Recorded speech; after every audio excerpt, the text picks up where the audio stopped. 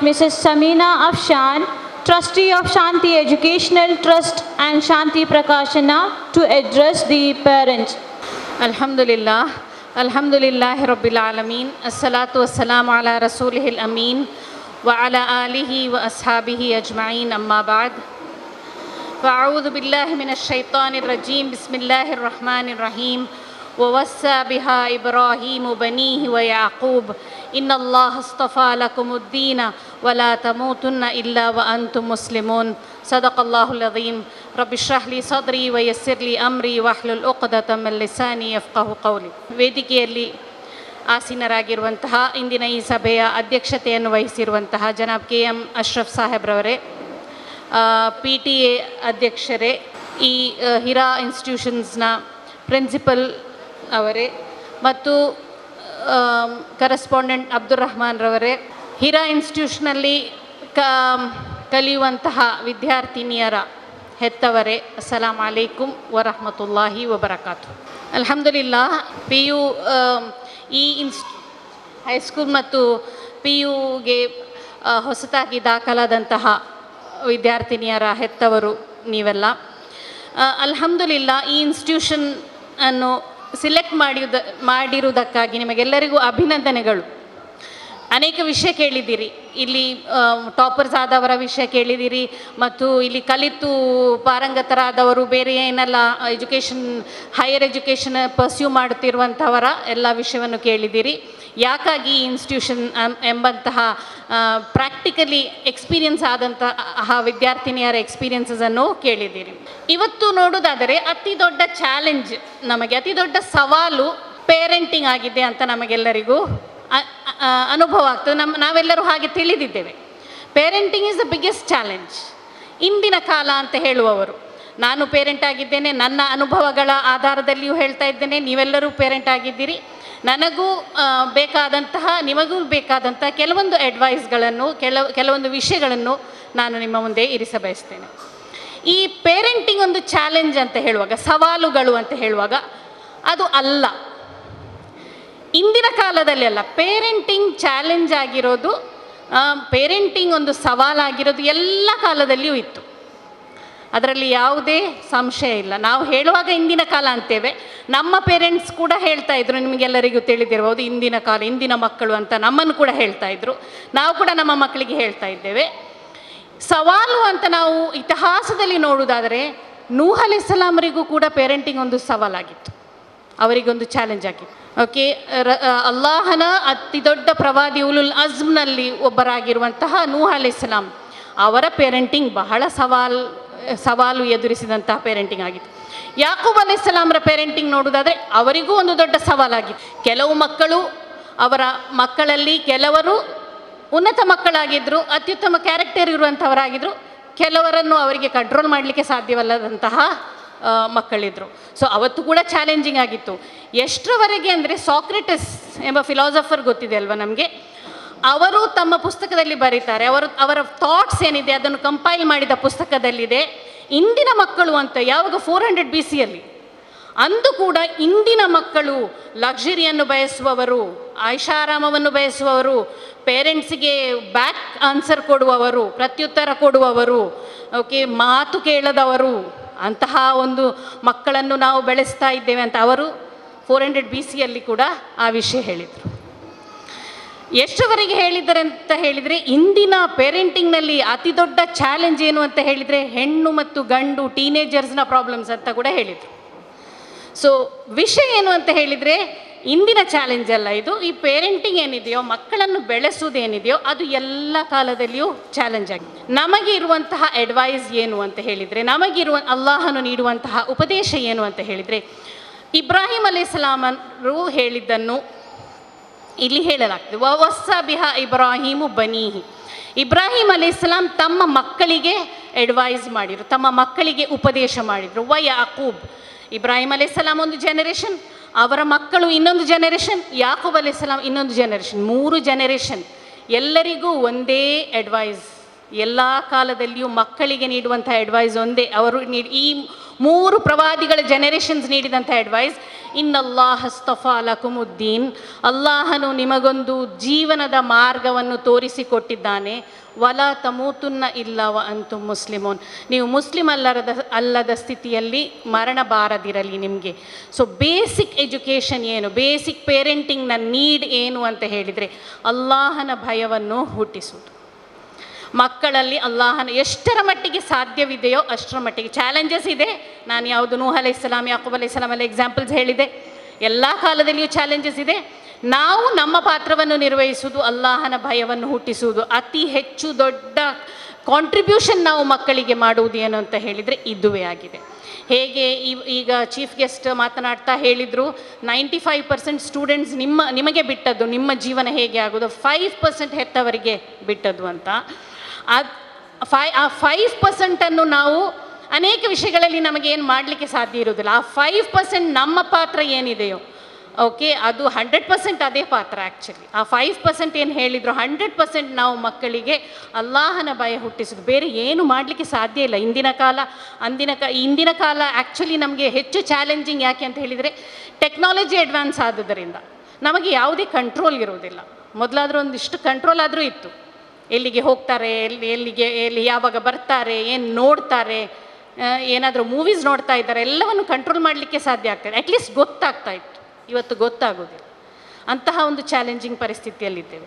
So ನಮ್ಮ challenges because ಮಾಧ್ಯಮದಿಂದಾಗಿ, ಜಾಗತೀಕರಣದಿಂದಾಗಿ, ಬಂಡವಾಳಶಾಹಿತ್ವದಿಂದಾಗಿ, ಗ್ರಾಹಕ ಪ್ರಧಾನ ಮೆಂಟ್ಯಾಲಿಟಿ ಏನಿದೆಯೋ ಅದರಿಂದಾಗಿ ನಮ್ಮ ಚಾಲೆಂಜಸ್ ಹೆಚ್ಚಾಗಿದೆ ಇವತ್ತು ಅಂತಹ ಒಂದು ಸಮಾಜದಲ್ಲಿ ಇರುವುದರಿಂದ.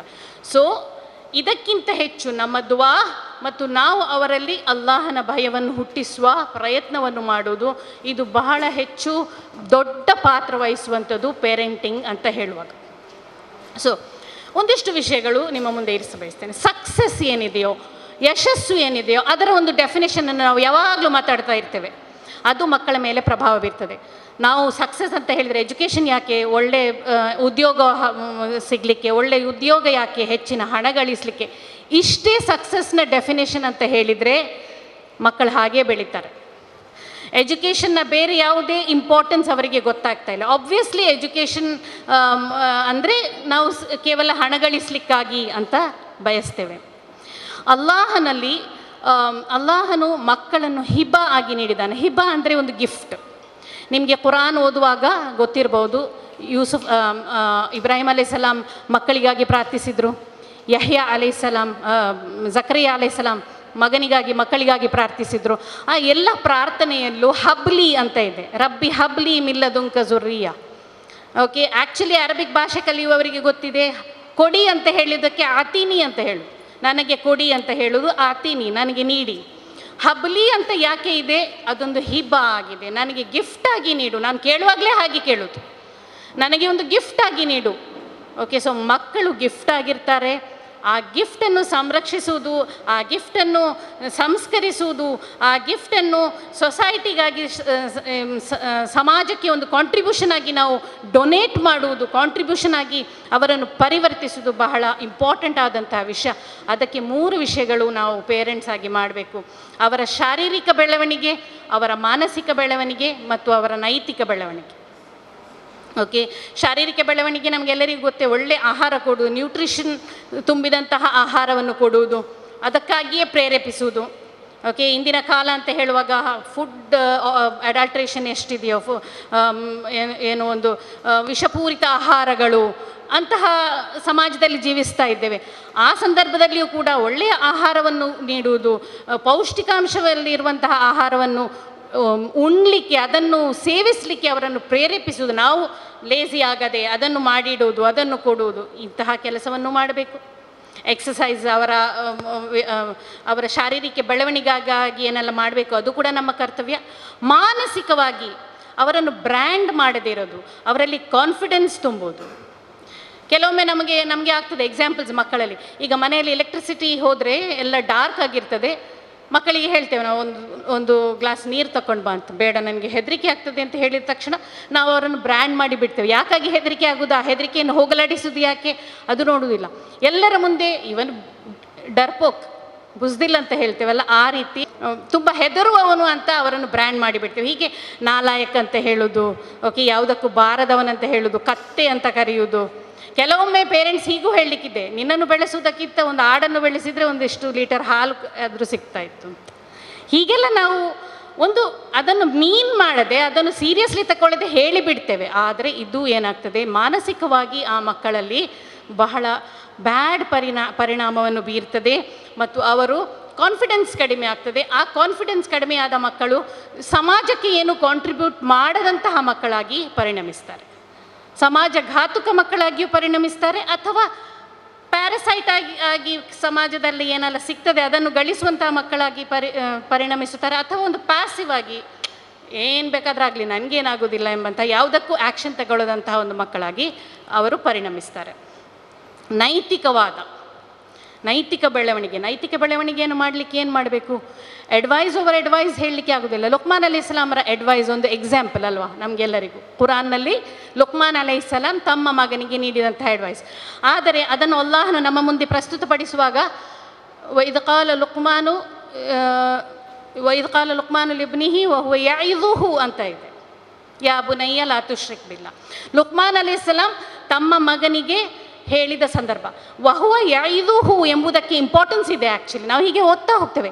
ವಹುವ ಯಇದುಹು ಅಂತ ಹೇಳಿದರೆ ಅವರಿಗೆ ಉಪದೇಶ ನೀಡುವ ಸಮಯದಲ್ಲಿ, ಅಂದರೆ ಒಂದು ನಿರ್ದಿಷ್ಟ ಸಮಯ ಇರ್ತದೆ. ಪ್ರತಿ ಬೆಳಿಗ್ಗೆ ಏಳುವಾಗ ಉಪದೇಶ ಸ್ಟಾರ್ಟ್, ತಿನ್ನುವಾಗಲೂ ಉಪದೇಶ, ಮಲಗುವಾಗಲೂ ಉಪದೇಶ, ಏಳುವಾಗಲೂ ಉಪದೇಶ ಅಲ್ಲ. ವಹುವ ಯಇದುಹು ಅಂತ ಹೇಳಿದರೆ ಅದಕ್ಕೊಂದು ಟೈಮ್ ಲಿಮಿಟ್ ಇದೆ. ಕೆಲವೊಮ್ಮೆ ಹೇಳಬೇಕು, ಕೆಲವೊಮ್ಮೆ ಬಿಟ್ಬಿಡಿ, ಕೆಲವೊಮ್ಮೆ ಇಗ್ನೋರ್ ಮಾಡಬೇಕು. ಉಪದೇಶ ಮಾಡಲಿಕ್ಕೆ ಒಂದಿಷ್ಟು ಸಮಯವನ್ನು ಇರಿಸಬೇಕು.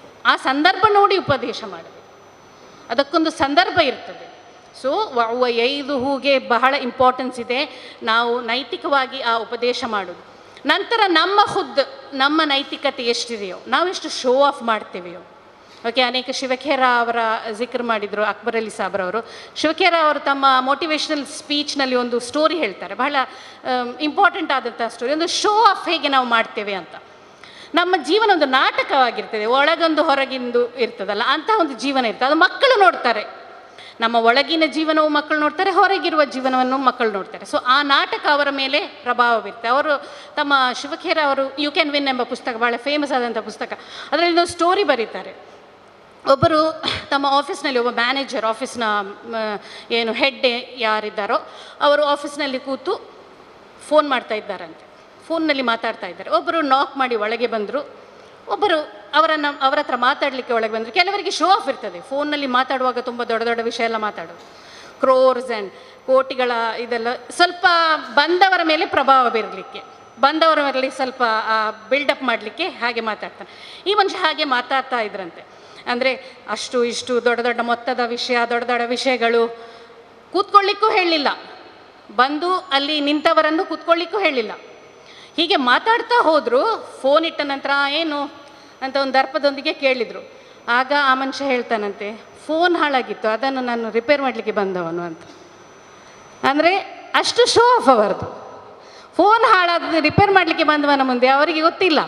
ಆ ನಾಟಕ ನಮ್ಮ ಜೀವನದಲ್ಲಿಯೂ ಇರ್ತದೆ. ಇಂತಹ ಒಳಗೂ ಹೊರಗೂ ಬೇರೆ ಬೇರೆ ರೀತಿಯಲ್ಲಿರುವಂತಹ ನಾಟಕದ ಒಂದು ಜೀವನ ಮಾಡ್ತೇವೆ. ಅದರಲ್ಲಿ ನೈತಿಕ ಪ್ರಾಬ್ಲಮ್ ಇರ್ತದೆ. ನಮ್ಮ ಜೀವನ ಹೇಗಿದೆಯೋ, ನಾವೆಷ್ಟು ಸುಳ್ಳು ಹೇಳ್ತೇವೆ, ನಾವೆಷ್ಟು ಮೋಸದ ಕೆಲಸ ಮಾಡ್ತೇವೆಯೋ, ನಾವು ಯಾರ ಬಗ್ಗೆ ಎಲ್ಲ ಮಾತಾಡ್ತೇವೆ, ನೀಚವಾಗಿ ಮಾತಾಡ್ತೇವೆಯೋ, ಇದೆಲ್ಲವನ್ನು ಮಕ್ಕಳು ನೋಡ್ತಾರೆ. ಆ ಮಾನಸಿಕ ಬೆಳವಣಿಗೆ ಬಹಳ ಅಗತ್ಯ. ನಂತರ ಬಹಳ ಇಂಪಾರ್ಟೆಂಟ್ ಅಂತಂಥ ವಿಷಯ, ಎಲ್ಲರಿಗೂ ಗೊತ್ತಿದೆ, ಅವರವರ ಟ್ಯಾಲೆಂಟನ್ನು ಸರ್ಚ್ ಮಾಡೋದು. ಬೇರೆ ಬೇರೆ ಮಕ್ಕಳು, ನಮ್ಮ ಮನೆಯಲ್ಲಿ 5 ಮಕ್ಕಳಿದ್ರೆ 5 ಜನರೆಲ್ಲರಿಗೂ ಗೊತ್ತಿರ್ಬೋದು. ಒಬ್ಬರೇ ತಂದೆ ತಾಯಿಯ 5 ಮಕ್ಕಳು ಡಿಫ್ರೆಂಟ್ ಆಗಿರೋದು. ಈಚ್ ಒನ್ಗೆ ಡಿಫ್ರೆಂಟ್ ಚಾಲೆಂಜ್ ಇರ್ತದೆ. ನಮಗೆ ಈಚ್ ಒನ್ನನ್ನು ಬೆಳೆಸುವಾಗ ಡಿಫ್ರೆಂಟ್ ಸವಾಲು ಇರ್ತದೆ. ಓಕೆ, ಸೊ ಅದನ್ನು ಗುರುತಿಸೋದು. ಒಂದೇ ಒಂದು ಎಕ್ಸಾಂಪಲ್ ಹೇಳ್ತೇನೆ ನಾನು. ಜುಬೈರ್ ಬಿನ್ ಅವಾಮ್ ರದಿಯಲ್ಲಾಹು ಅನ್ಹು ಎಂಬ ಸಹಾಬಿ ಇದ್ದರು. ಅವರ ತಾಯಿ ಎಲ್ಲರಿಗೂ ಗೊತ್ತಿದೆ, ಸಫಿಯಾ ಬಿನ್ ಅಬ್ದುಲ್ ಮುತ್ತಲಿಬ್, ರಸೂಲ್ಲಾ ಸಲ್ಲಲ್ಲಾಹು ಅಲೈಹಿ ವಸಲ್ಲಮರ ಅತ್ತೆಯ ಮಗ ಆಗಿದ್ದರು ಜುಬೈರ್ ಬಿನ್ ಅಲ್ ಅವಾಮ್. ಜುಬೈರ್ ಬಿನ್ ಅಲ್ ಅವಾಮ್ರ ಪತ್ನಿ ಅಸ್ಮಾ ರದಿಯಲ್ಲಾಹು ಅನ್ಹಾ ಆಗಿದ್ದರು. ಸೊ ಅಂತಹ ಒಂದು ಸಹಾಬಿಯವರು ಬಹಳ ಶೂರರು, ಬಹಳ ವೀರರು, ಬದ್ರ್ ಯುದ್ಧದಲ್ಲಿ ಬಹಳ ಹೋರಾಡಿದಂತಹ ಈ ಸಹಾಬಿಯಾಗಿದ್ದರು. ಜುಬೈರ್ ಬಿನ್ ಅವಾಮ್ರ ತಾಯಿ, ಜುಬೈರ್ ಬಿನ್ ಅವಾಮ್ ಚಿಕ್ಕಂದ್ಲಿರುವಾಗಲೇ ತುಂಬ ಈ ಜಗಳ ಮಾಡ್ತಾ ಇದ್ರಂತೆ ನೆರೆಯ ಮಕ್ಕಳೊಂದಿಗೆ. ಒಮ್ಮೆ ನೆರೆಯ ಒಬ್ಬರು ತಾಯಿ ಬಂದು ಕಂಪ್ಲೇಂಟ್ ಹೇಳಿದರು, ನಿಮ್ಮ ಮಗ ಜುಬೇರ್ ಹೀಗೆ ನನ್ನ ಮಗನನ್ನು ತುಂಬ ಹೊಡೆದ, ಓಕೆ, ಆ ಮಗನಿಗೆ ಏನು ಮಾಡಲಾಗಲಿಲ್ಲ, ಅವನು ಓವರ್ ಪವರ್ ಮಾಡಿ ಅವನನ್ನು ಹೊಡೆದ ಅಂತ. ಆಗ ಸಫಿಯಾ ರದಿಯಲ್ಲಾಹು ಅನ್ಹಾ ಭರವಸೆ ಕೊಟ್ಟರು, ನಾನು ಅವನನ್ನು ಅಡ್ವೈಸ್ ಮಾಡ್ತೇನೆ, ಇನ್ನು ಮುಂದೆ ಅವನಿಂದ ಅದಾಗೋದಿಲ್ಲ, ಅದು ನಾನು ನೋಡಿಕೊಳ್ತೇನೆ. ಆದರೆ ಸಫಿಯಾ ಕೇಳಿದ್ರಂತೆ ಆ ತಾಯಿಯೊಡನೆ, ಆ ಕಂಪ್ಲೇಂಟ್ ಮಾಡಲಿಕ್ಕೆ ಬಂದ ತಾಯಿಯೊಡನೆ, ಹೇಗೆ ಫೈಟ್ ಮಾಡಿದ ನನ್ನ ಮಗ, ಯಾವ ರೀತಿ ಫೈಟ್ ಮಾಡಿದ, ತುಂಬ ಸ್ಟ್ರಾಂಗ್ ಆಗಿದ್ದಾನೆ, ಯಾವ ರೀತಿ ಹೊಡೆದ, ತುಂಬ ಸ್ಟ್ರಾಂಗಾಗಿ ಹೊಡೆದ, ಒಳ್ಳೆಯ ಟೆಕ್ನಿಕ್ಸ್ ಗೊತ್ತಿದೆ ಅವನಿಗೆ, ಎದುರು ಇರುವವರು ಬಂದು ಅಟ್ಯಾಕ್ ಮಾಡದಂತಹ ಟೆಕ್ನಿಕ್ಸ್ ಎಲ್ಲ ಗೊತ್ತಿದೆ. ಅವರು ಅದನ್ನು ಹಿಡಿದುಕೊಂಡ್ರು ಸಫಿಯಾ, ಅದನ್ನು ನನ್ನ ಮಗನಿಗೆ ಈ ಟ್ಯಾಲೆಂಟ್ ಇದೆ ಅಂತ ಹಿಡಿದುಕೊಂಡ್ರು. ಅವರಿಗೆ ಒಳ್ಳೆಯ ತಲ್ವಾರ್ ಬಾಜಿ ಏನಿದೆಯೋ ಅದರ ಟ್ರೈನಿಂಗ್ ನೀಡಿದರು. ಆ ನಿಟ್ಟಿನಲ್ಲಿ, ಆ ಡೈರೆಕ್ಷನ್ನಲ್ಲಿ ಅವರನ್ನು ಮುಂದಕ್ಕೆ ಕೊಂಡೋದ್ರು. ಇಸ್ಲಾಮಿನ ಬಹಳ ದೊಡ್ಡ ಯೋಧರಾಗಿ ಅವರು ಬಂದರು. ಸೊ ಟ್ಯಾಲೆಂಟನ್ನು ಟ್ಯಾಪ್ ಮಾಡಿ, ನಮ್ಮ ಮಕ್ಕಳಿಗೆ ಏನೇನು ಟ್ಯಾಲೆಂಟ್ ಇದೆಯೋ ಅದನ್ನು ಟ್ಯಾಪ್ ಮಾಡಿ ಅದನ್ನು ಹೇಗೆ ಮುಂದೆ ಬೆಳೆಸುವುದು, ಅಲ್ಲಾಹನ ಮಾರ್ಗದಲ್ಲಿ ಅದನ್ನು ವ್ಯಯಿಸುವುದು ಹೇಗೆ ಎಂಬುದರ ಕುರಿತು ಅವರಿಗೆ ಏನು ಅಡ್ವೈಸ್ ಮಾಡು. ಅಲ್ಲಾಹನ ಭಯ ಹುಟ್ಟಿಸುವುದು. ನಾನು ಹೇಳಿದಂತೆ ರಸೂಲುಲ್ಲಾಹ ಸಲ್ಲಲ್ಲಾಹು ಅಲೈಹಿ ವಸಲ್ಲಂ ತಮ್ಮ ಮಗಳಿಗೆ ಹೇಳಿದರು, ಯಾ ಫಾತಿಮಾ ಇತ್ತಕಿಲ್ಲಾಹ್ ಫ ಇನ್ನಿ ಲಾ ಅಮ್ಲಿಕು ಲಕಿ ಮಿನಲ್ಲಾಹಿ ಶೈಅ. ಫಾತಿಮಾರಿಗೆ ಹೇಳಿದರು, ನೀನು ಅಲ್ಲಾಹನ ಭಯ ನಿನಗೆ ಇರಬೇಕು. ಯಾಕೆಂತ ಹೇಳಿದರೆ ಅಲ್ಲಾಹನೊಂದಿಗೆ ನಿನ್ನನ್ನು ರಕ್ಷಿಸುವ ಕೆಲಸ ನನಗೆ ಮಾಡಲಿಕ್ಕೆ ಸಾಧ್ಯ ಇಲ್ಲ, ನಾನು ಅದಕ್ಕೆ ನನ್ನ ಕಂಟ್ರೋಲಲ್ಲಿ ಇಲ್ಲ ಅದು ಅಂತ. ಮಕ್ಕಳಿಗೆ ರೆಸ್ಪಾನ್ಸಿಬಿಲಿಟಿ ತೆಗೆದುಕೊಳ್ಳುವುದನ್ನು ಕಲಿಸಬೇಕು. ಓಕೆ, ನಾನೇನಾದರೂ ತಪ್ಪು ಮಾಡಿದರೆ ಅದು ನನ್ನ ರೆಸ್ಪಾನ್ಸಿಬಿಲಿಟಿ. ನಾವು ಹೆಚ್ಚಾಗಿ ನಾವು ಶಾಲೆಗೆ ಹೋಗುವಾಗ ನಿಮಗೆ ಗೊತ್ತಿರ್ಬೋದು, ನಾವೇನಾದರೂ ಶಾಲೆಯಲ್ಲಿ ತಪ್ಪು ಮಾಡಿ ಬಂದರೆ ನಮ್ಮ ಪೇರೆಂಟ್ಸ್ ಏನು ಹೇಳ್ತಾರೆ, ನೀನೇನಾದರೂ ಮಾಡಿರ್ಬೋದು ಅಂತ ಹೇಳ್ತಿದ್ರು, ನಮಗೇನೆ ಬೈತಾ ಇದ್ರು. ಹೀಗೆ ಆಯಿತು, ಟೀಚರ್ ನನಗೆ ಹೀಗೆ ಹೇಳಿದರು. ಈಗ ಹಾಗಲ್ಲ, ಈಗ ಕಾಲ ಬದಲಾಗಿದೆ. ಕಾಲ ಹೇಗಾಗಿದೆ ಅಂತ ಹೇಳಿದರೆ, ಮಕ್ಕಳು ಏನು ಬೇಕಾದರೂ ಹೋಗಿ ಕಂಪ್ಲೇಂಟ್ ಮಾಡಿದರೆ ಶಾಲೆಯ ಮೇಲೆ ಬರ್ತಾರೆ ಪೇರೆಂಟ್ಸ್. ಆ ಟೀಚರ್ ಹಾಗೆ ಹೇಳಿರ್ಬೋದು, ಆ ಶಾಲೆಯ ಪ್ರಾಬ್ಲಮ್, ಅಲ್ಲಿನ ಟೀಚರ್ ಸರಿ ಇಲ್ಲ, ನಮ್ಮ ಮ್ಯಾಥ್ಸ್ ಟೀಚರ್ ಸರಿಯಾಗಿ ಕಲಿಸೋದಲ್ಲ, ಇಂಗ್ಲೀಷ್ ಟೀಚರ್ಗೆ ಇಂಗ್ಲೀಷ್ ಗೊತ್ತಿಲ್ಲ, ಸೈನ್ಸ್ ಟೀಚರ್ಗೆ ಕೆಮಿಸ್ಟ್ರಿ ಗೊತ್ತಿಲ್ಲ, ಇದು ಹೇಳೋದು ನಾವು ಮನೇಲಿ. ಓಕೆ, ನನ್ನ ತಪ್ಪಿಗೆ, ನನ್ನ ಪ್ರಾಬ್ಲಮ್ಸ್ಗೆ ನಾನೇ ರೆಸ್ಪಾನ್ಸಿಬಲ್ ಅಂತ ನಾವು ಕಲಿಸ್ಬೇಕು. ಅದು ಯಾವಾಗ ಆಗ್ತದೆ? ಚಿಕ್ಕಂದಿನಿಂದಲೇ ಆಗ್ತದೆ. ಯಾವಾಗ ಮಕ್ಕಳು, ಒಂದು ಸ್ಟೂಲ್ ಇದ್ದರೆ, ಒಂದು ಸ್ಟೂಲ್ ಎಡವಿ ಬೀಳ್ತಾರೆ ಅಂತ ಇಟ್ಕೊಳ್ಳಿ, ಒಂದು ಚೇರ್ ಇದೆ, ಅದನ್ನು ಎಡವಿ ಬೀಳ್ತಾರೆ, ನಾವೇನು ಮಾಡ್ತೇವೆ, ಆ ಸ್ಟೂಲ್ಗೆ ಹೊಡಿತೇವೆ ಮಕ್ಕಳಿಗೆ, ನಿನ್ನಿಂದಾಗಿ ಬಿದ್ದದಂತ ಅಲ್ವಾ. ಅಲ್ಲಿಂದ ಸ್ಟಾರ್ಟ್ ಆಗ್ತದೆ ಬ್ಲೇಮ್ ಬೇರೆಯವರ ಮೇಲೆ ಹಾಕಲಿಕ್ಕೆ. ಅಲ್ಲ, ನೀನು ನಡೆದುಕೊಂಡು ಹೋಗುವಾಗ ಜಾಗ್ರತೆಯಲ್ಲಿ ನಡಿಬೇಕು, ಅಲ್ಲಿ ಸ್ಟೂಲ್ ಇದೆ ಅಂತ ನಿಮಗೆ ಗೊತ್ತಿದೆ ಅಲ್ವಾ, ಅದು ನೋಡ್ತಾ ನಡಿಬೇಕು, ಹೀಗಿರಬೇಕು. ಅಲ್ಲಿಂದ ನಾವು ರೆಸ್ಪಾನ್ಸಿಬಿಲಿಟಿ, ನಮ್ಮ ತಪ್ಪಿಗೆ ನಾವೇ ಕಾರಣಕರ್ತರು ಎಂದು ಏನು ತಿಳಿಸಲಿಕ್ಕೆ ಅಲ್ಲಿಂದ ಪ್ರಯತ್ನ ಪಡ್ತೇವೆ.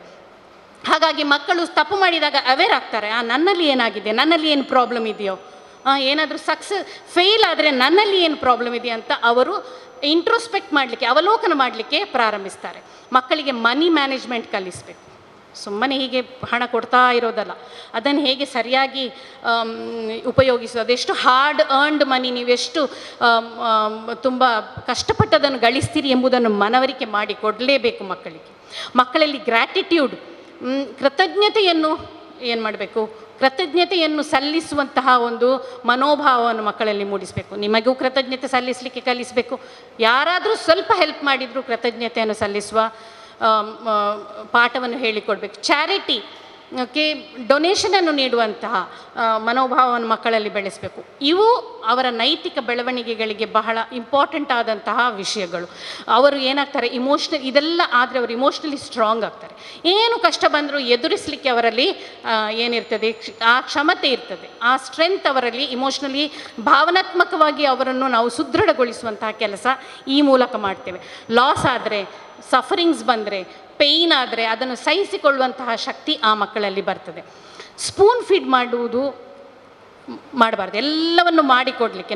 ನನಗೂ ನಾನು ಇದನ್ನು ಅಡ್ವೈಸ್ ಮಾಡ್ತೇನೆ, ನಿಮಗೂ. ನಮ್ಮ ಮಕ್ಕಳಿಗೆ, ನಮಗೆ ತುಂಬ ಅಟ್ಯಾಚ್ಮೆಂಟ್ ಇದೆ ಮಕ್ಕಳೊಂದಿಗೆ, ತುಂಬ ನಾವು ಪ್ರೀತಿಸ್ತೇವೆ ಮಕ್ಕಳನ್ನು. ಆದರೆ ಕೆಲವೊಂದು ವಿಷಯವನ್ನು ಅವರೇ ಮಾಡಿ ಕಲೀಲಿ ಅಂತ ಬಿಟ್ಟು ಬಿಡಬೇಕು, ಕೆಲವೊಂದು ವಿಷಯವನ್ನು ಅವರೇ ಫಿಗರ್ ಔಟ್ ಮಾಡಲಿ ಅಂತ ಬಿಟ್ಟು ಬಿಡಬೇಕು. ಸರ್ವಜ್ಞರ ಒಂದು ವಚನ ಇದೆ, ಕೆಲವೊಮ್ಮೆ ಬಲ್ಲವರಿಂದ ಕಲಿತು, ಕೆಲವಂ ಮಾಳ್ಪವರಿಂದ ಕಂಡು, ಹಲವಂ ಸ್ವತಃ ಮಾಡಿ ತಿಳಿ ಎಂದ ಸರ್ವಜ್ಞ ಅಂತ. ಕೆಲವನ್ನು ಬಲ್ಲವರಿಂದ ಕಲಿಬೇಕು, ಕೆಲವನ್ನು ಮಾಡುವವರಿಂದ ಕಂಡುಕೊಳ್ಬೇಕು, ಮತ್ತು ಹಲವನ್ನು ಸ್ವತಃ ಮಾಡಿ ತಿಳಿ ಅಂತ. ಓಕೆ, ಅದನ್ನು ನಾವು ಮಕ್ಕಳಿಗೆ ಕಲಿಸ್ಬೇಕು, ಎಲ್ಲವನ್ನು ಮಾಡಿಕೊಡುವುದಲ್ಲ. ಕುರಾನ್ನೊಂದಿಗಿನ ಸಂಬಂಧವನ್ನು ಸುದೃಢಗೊಳಿಸುವುದು ಮಕ್ಕಳೊಂದಿಗೆ. ನಾವು ಹೇಗಿದ್ದೀವೋ ಅದನ್ನು ನೋಡಿ ಕಲಿತಾರೆ. ಒಂದು ವಿಷಯ ಬಂದರೆ ನಮಗೆ ಇಮಿಡಿಯೇಟ್ಲಿ ಮಕ್ಕಳೊಂದಿಗೆ ಕುರಾನ್ನಲ್ಲಿ ಅದರ ಸೊಲ್ಯೂಷನ್ ಹೀಗಿದೆ, ಹದೀಸ್ನಲ್ಲಿ ಅದರ ಸೊಲ್ಯೂಷನ್ ಹೀಗಿದೆ, ಸಹಾಬಿಗಳ ಜೀವನದಲ್ಲಿ ಅದರ ಸೊಲ್ಯೂಷನ್ ಹೀಗಿದೆ. ಇದನ್ನು ನಾವು ಜಿಕ್ರ್ ಮಾಡದೆ ಇರಲೇಬಾರದು. ಯಾವ ಪರಿಸ್ಥಿತಿ ಬಂದರೂ ಏನಾದರೆಲ್ಲ ಆಗ್ತಾ ಇದೆ ಸಮಾಜದಲ್ಲಿ, ಇಮಿಡಿಯೇಟ್ಲಿ ನಾವು ಅದರಲ್ಲಿ ಎಕ್ವಿಪ್ಟ್ ಆಗಿರಬೇಕು. ಕುರಾನ್ನಲ್ಲಿ ಅದರ ಅಸರ್ ಹೇಗಾಗ್ತದೋ ನಮಗೆ ಗೊತ್ತಿಲ್ಲ, ಆದರೆ ನಾವು ನಮ್ಮ ಕಡೆಯಿಂದ ಆ ಪ್ರಯತ್ನ ಮಾಡಲೇಬೇಕು. ಓಕೆ, ನಮ್ಮ ಇತಿಹಾಸದಲ್ಲಿ ಹೀಗಾಗಿತ್ತು, ನಮ್ಮ ಹದೀಸ್ನಲ್ಲಿ ರಸೂಲುಲ್ಲಾಹ ಸಲ್ಲಲ್ಲಾಹು ಅಲೈಹಿ ವಸಲ್ಲಂ ಈ ಕುರಿತು ಹೀಗೆ ಹೇಳಿದರು, ಇಮಿಡಿಯೇಟ್ಲಿ ನಮಗೆ ಅದರ ನೆನಪು ಬರಬೇಕು. ಆಗೇನಾಗ್ತದೆ, ಒಂದು ಸಂಬಂಧ ಕುರಾನ್ನೊಂದಿಗೆ ಬೆಳೆಯುತ್ತದೆ. ಕುರಾನ್ನ ಕೋಡ್ ಆಫ್ ಎಜುಕೇಷನ್ ಇದೆ. ಕುರಾನ್ನಲ್ಲಿ ಒಂದು ಕೋಡ್ ಆಫ್ ಎಜುಕೇಷನ್, ಅದು ಇದು ಶಿಕ್ಷಣ ಸಂಸ್ಥೆಗೂ ಪೇರೆಂಟ್ಸ್ಗೂ ಬಹಳ ಇಂಪಾರ್ಟೆಂಟ್ ಆದಂಥ ವಿಷಯ.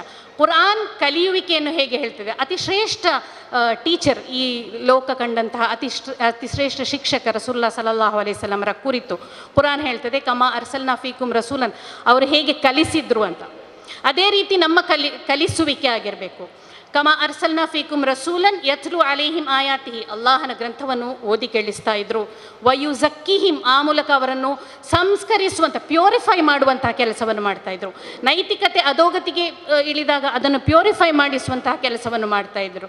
ವಯು ಅಲ್ಲಿಮುಹುಮುಲ್ ಕಿತಾಬ, ಮತ್ತು ಅವರಿಗೆ ಅದನ್ನು ರೆಕಾರ್ಡ್ ಮಾಡುವಂತಹ, ಅದನ್ನು ಬರೆಯುವಂತಹ, ಅದನ್ನು ಜೀವನದಲ್ಲಿ ಅಳವಡಿಸುವಂತಹ, ಕಿತಾಬ ಅಂತ ಹೇಳಿ ಜೀವನದಲ್ಲಿ ಅಳವಡಿಸುವಂತಹ ಹುನರನ್ನು, ಆ ಟ್ಯಾಲೆಂಟನ್ನು ಕಲಿಸ್ತಾ ಇದ್ರು. ವಲ್ ಹಿಕ್ಮ, 4 ಇದು ಕೋಡ್ ಆಫ್ ಎಜುಕೇಷನ್ ಇಸ್ಲಾಮಿನ. ಅಲ್ಲಾಹನ ಗ್ರಂಥದೊಂದಿಗೆ ಸಂಬಂಧ, ಪ್ಯೂರಿಫಿಕೇಷನ್, ಅದರ ಮೂಲಕ ಸಂಸ್ಕರಣೆ, ಒಳ್ಳೆಯ ರೀತಿಯಲ್ಲಿ ಅದನ್ನು ಜೀವನದಲ್ಲಿ ಅಳವಡಿಸಲು ಪ್ರಯತ್ನಿಸುವುದು, ಮತ್ತು ಹಿಕ್ಮತ್ನೊಂದಿಗೆ, ಯುಕ್ತಿಯೊಂದಿಗೆ ಅದನ್ನು ಮಾಡುವುದು. ಕಲಿತದನ್ನು ಯುಕ್ತಿಯೊಂದಿಗೆ ಮಾಡಿ, ಯುಕ್ತಿ ಇಲ್ಲದ ಒಬ್ಬ ಮನುಷ್ಯ ಫೇಲ್ ಆಗ್ತಾನೆ ಎಂಬುದು ಇದರಲ್ಲಿ ಗೊತ್ತಾಗ್ತದೆ. ಲಾಸ್ಟಾಗಿ ನಾನು ಹೇಳಲು ಬಯಸಬೇಕಾದಂತಹ ವಿಷಯ, ತಂದೆಯಂದಿರು ಕೂಡ ಇಲ್ಲಿದ್ದಾರೆ. ಬಹಳ ಹೆಚ್ಚು ಮಂದಿ ಇಲ್ಲ, ಹೆಚ್ಚಾಗಿ ಬರುವುದಿಲ್ಲ PTAಗೆ. ಅಲ್ಹಮ್ದುಲಿಲ್ಲಾಹ್ ಇಷ್ಟು ಮಂದಿ ಬಂದಿದ್ದಾರೆ. ತಂದೆಯ ತರಬೇತಿ ಮತ್ತು ತಾಯಿಯ ಮಡಿಲು ಎರಡು ಬಹಳ ಇಂಪಾರ್ಟೆಂಟ್ ಅಂತಹ ವಿಷಯ. ಪವಿತ್ರ ಕುರಾನನ್ನು ನಾವು ಅಧ್ಯಯನ ಮಾಡಬೇಕಾದ್ರೆ ಅದರಲ್ಲಿ ಮಕ್ಕಳಿಗೆ ಅಡ್ವೈಸ್ ಯಾವಾಗಲೂ ತಂದೆಯಿಂದ ಬಂದದ್ದು, ಮಕ್ಕಳಿಗೆ ಉಪದೇಶ ಯಾವಾಗಲೂ ತಂದೆಯಂದಿರು ಮಾಡಿದ್ರು. ಇಬ್ರಾಹಿಂ ಅಲೈಹಿಸ್ಸಲಾಂ ಆಗಿರಲಿ, ಯಾಕೂಬ್ ಅಲೈಹಿಸ್ಸಲಾಂ ಆಗಿರಲಿ, ಜಕರಿಯಾ ಅಲೈಹಿಸ್ಸಲಾಂ ಆಗಿರಲಿ, ಲುಕ್ಮಾನ್ ಅಲೈಹಿಸ್ಸಲಾಂ ಆಗಿರಲಿ, ನೂಹ್ ಅಲೈಹಿಸ್ಸಲಾಂ ಆಗಿರಲಿ.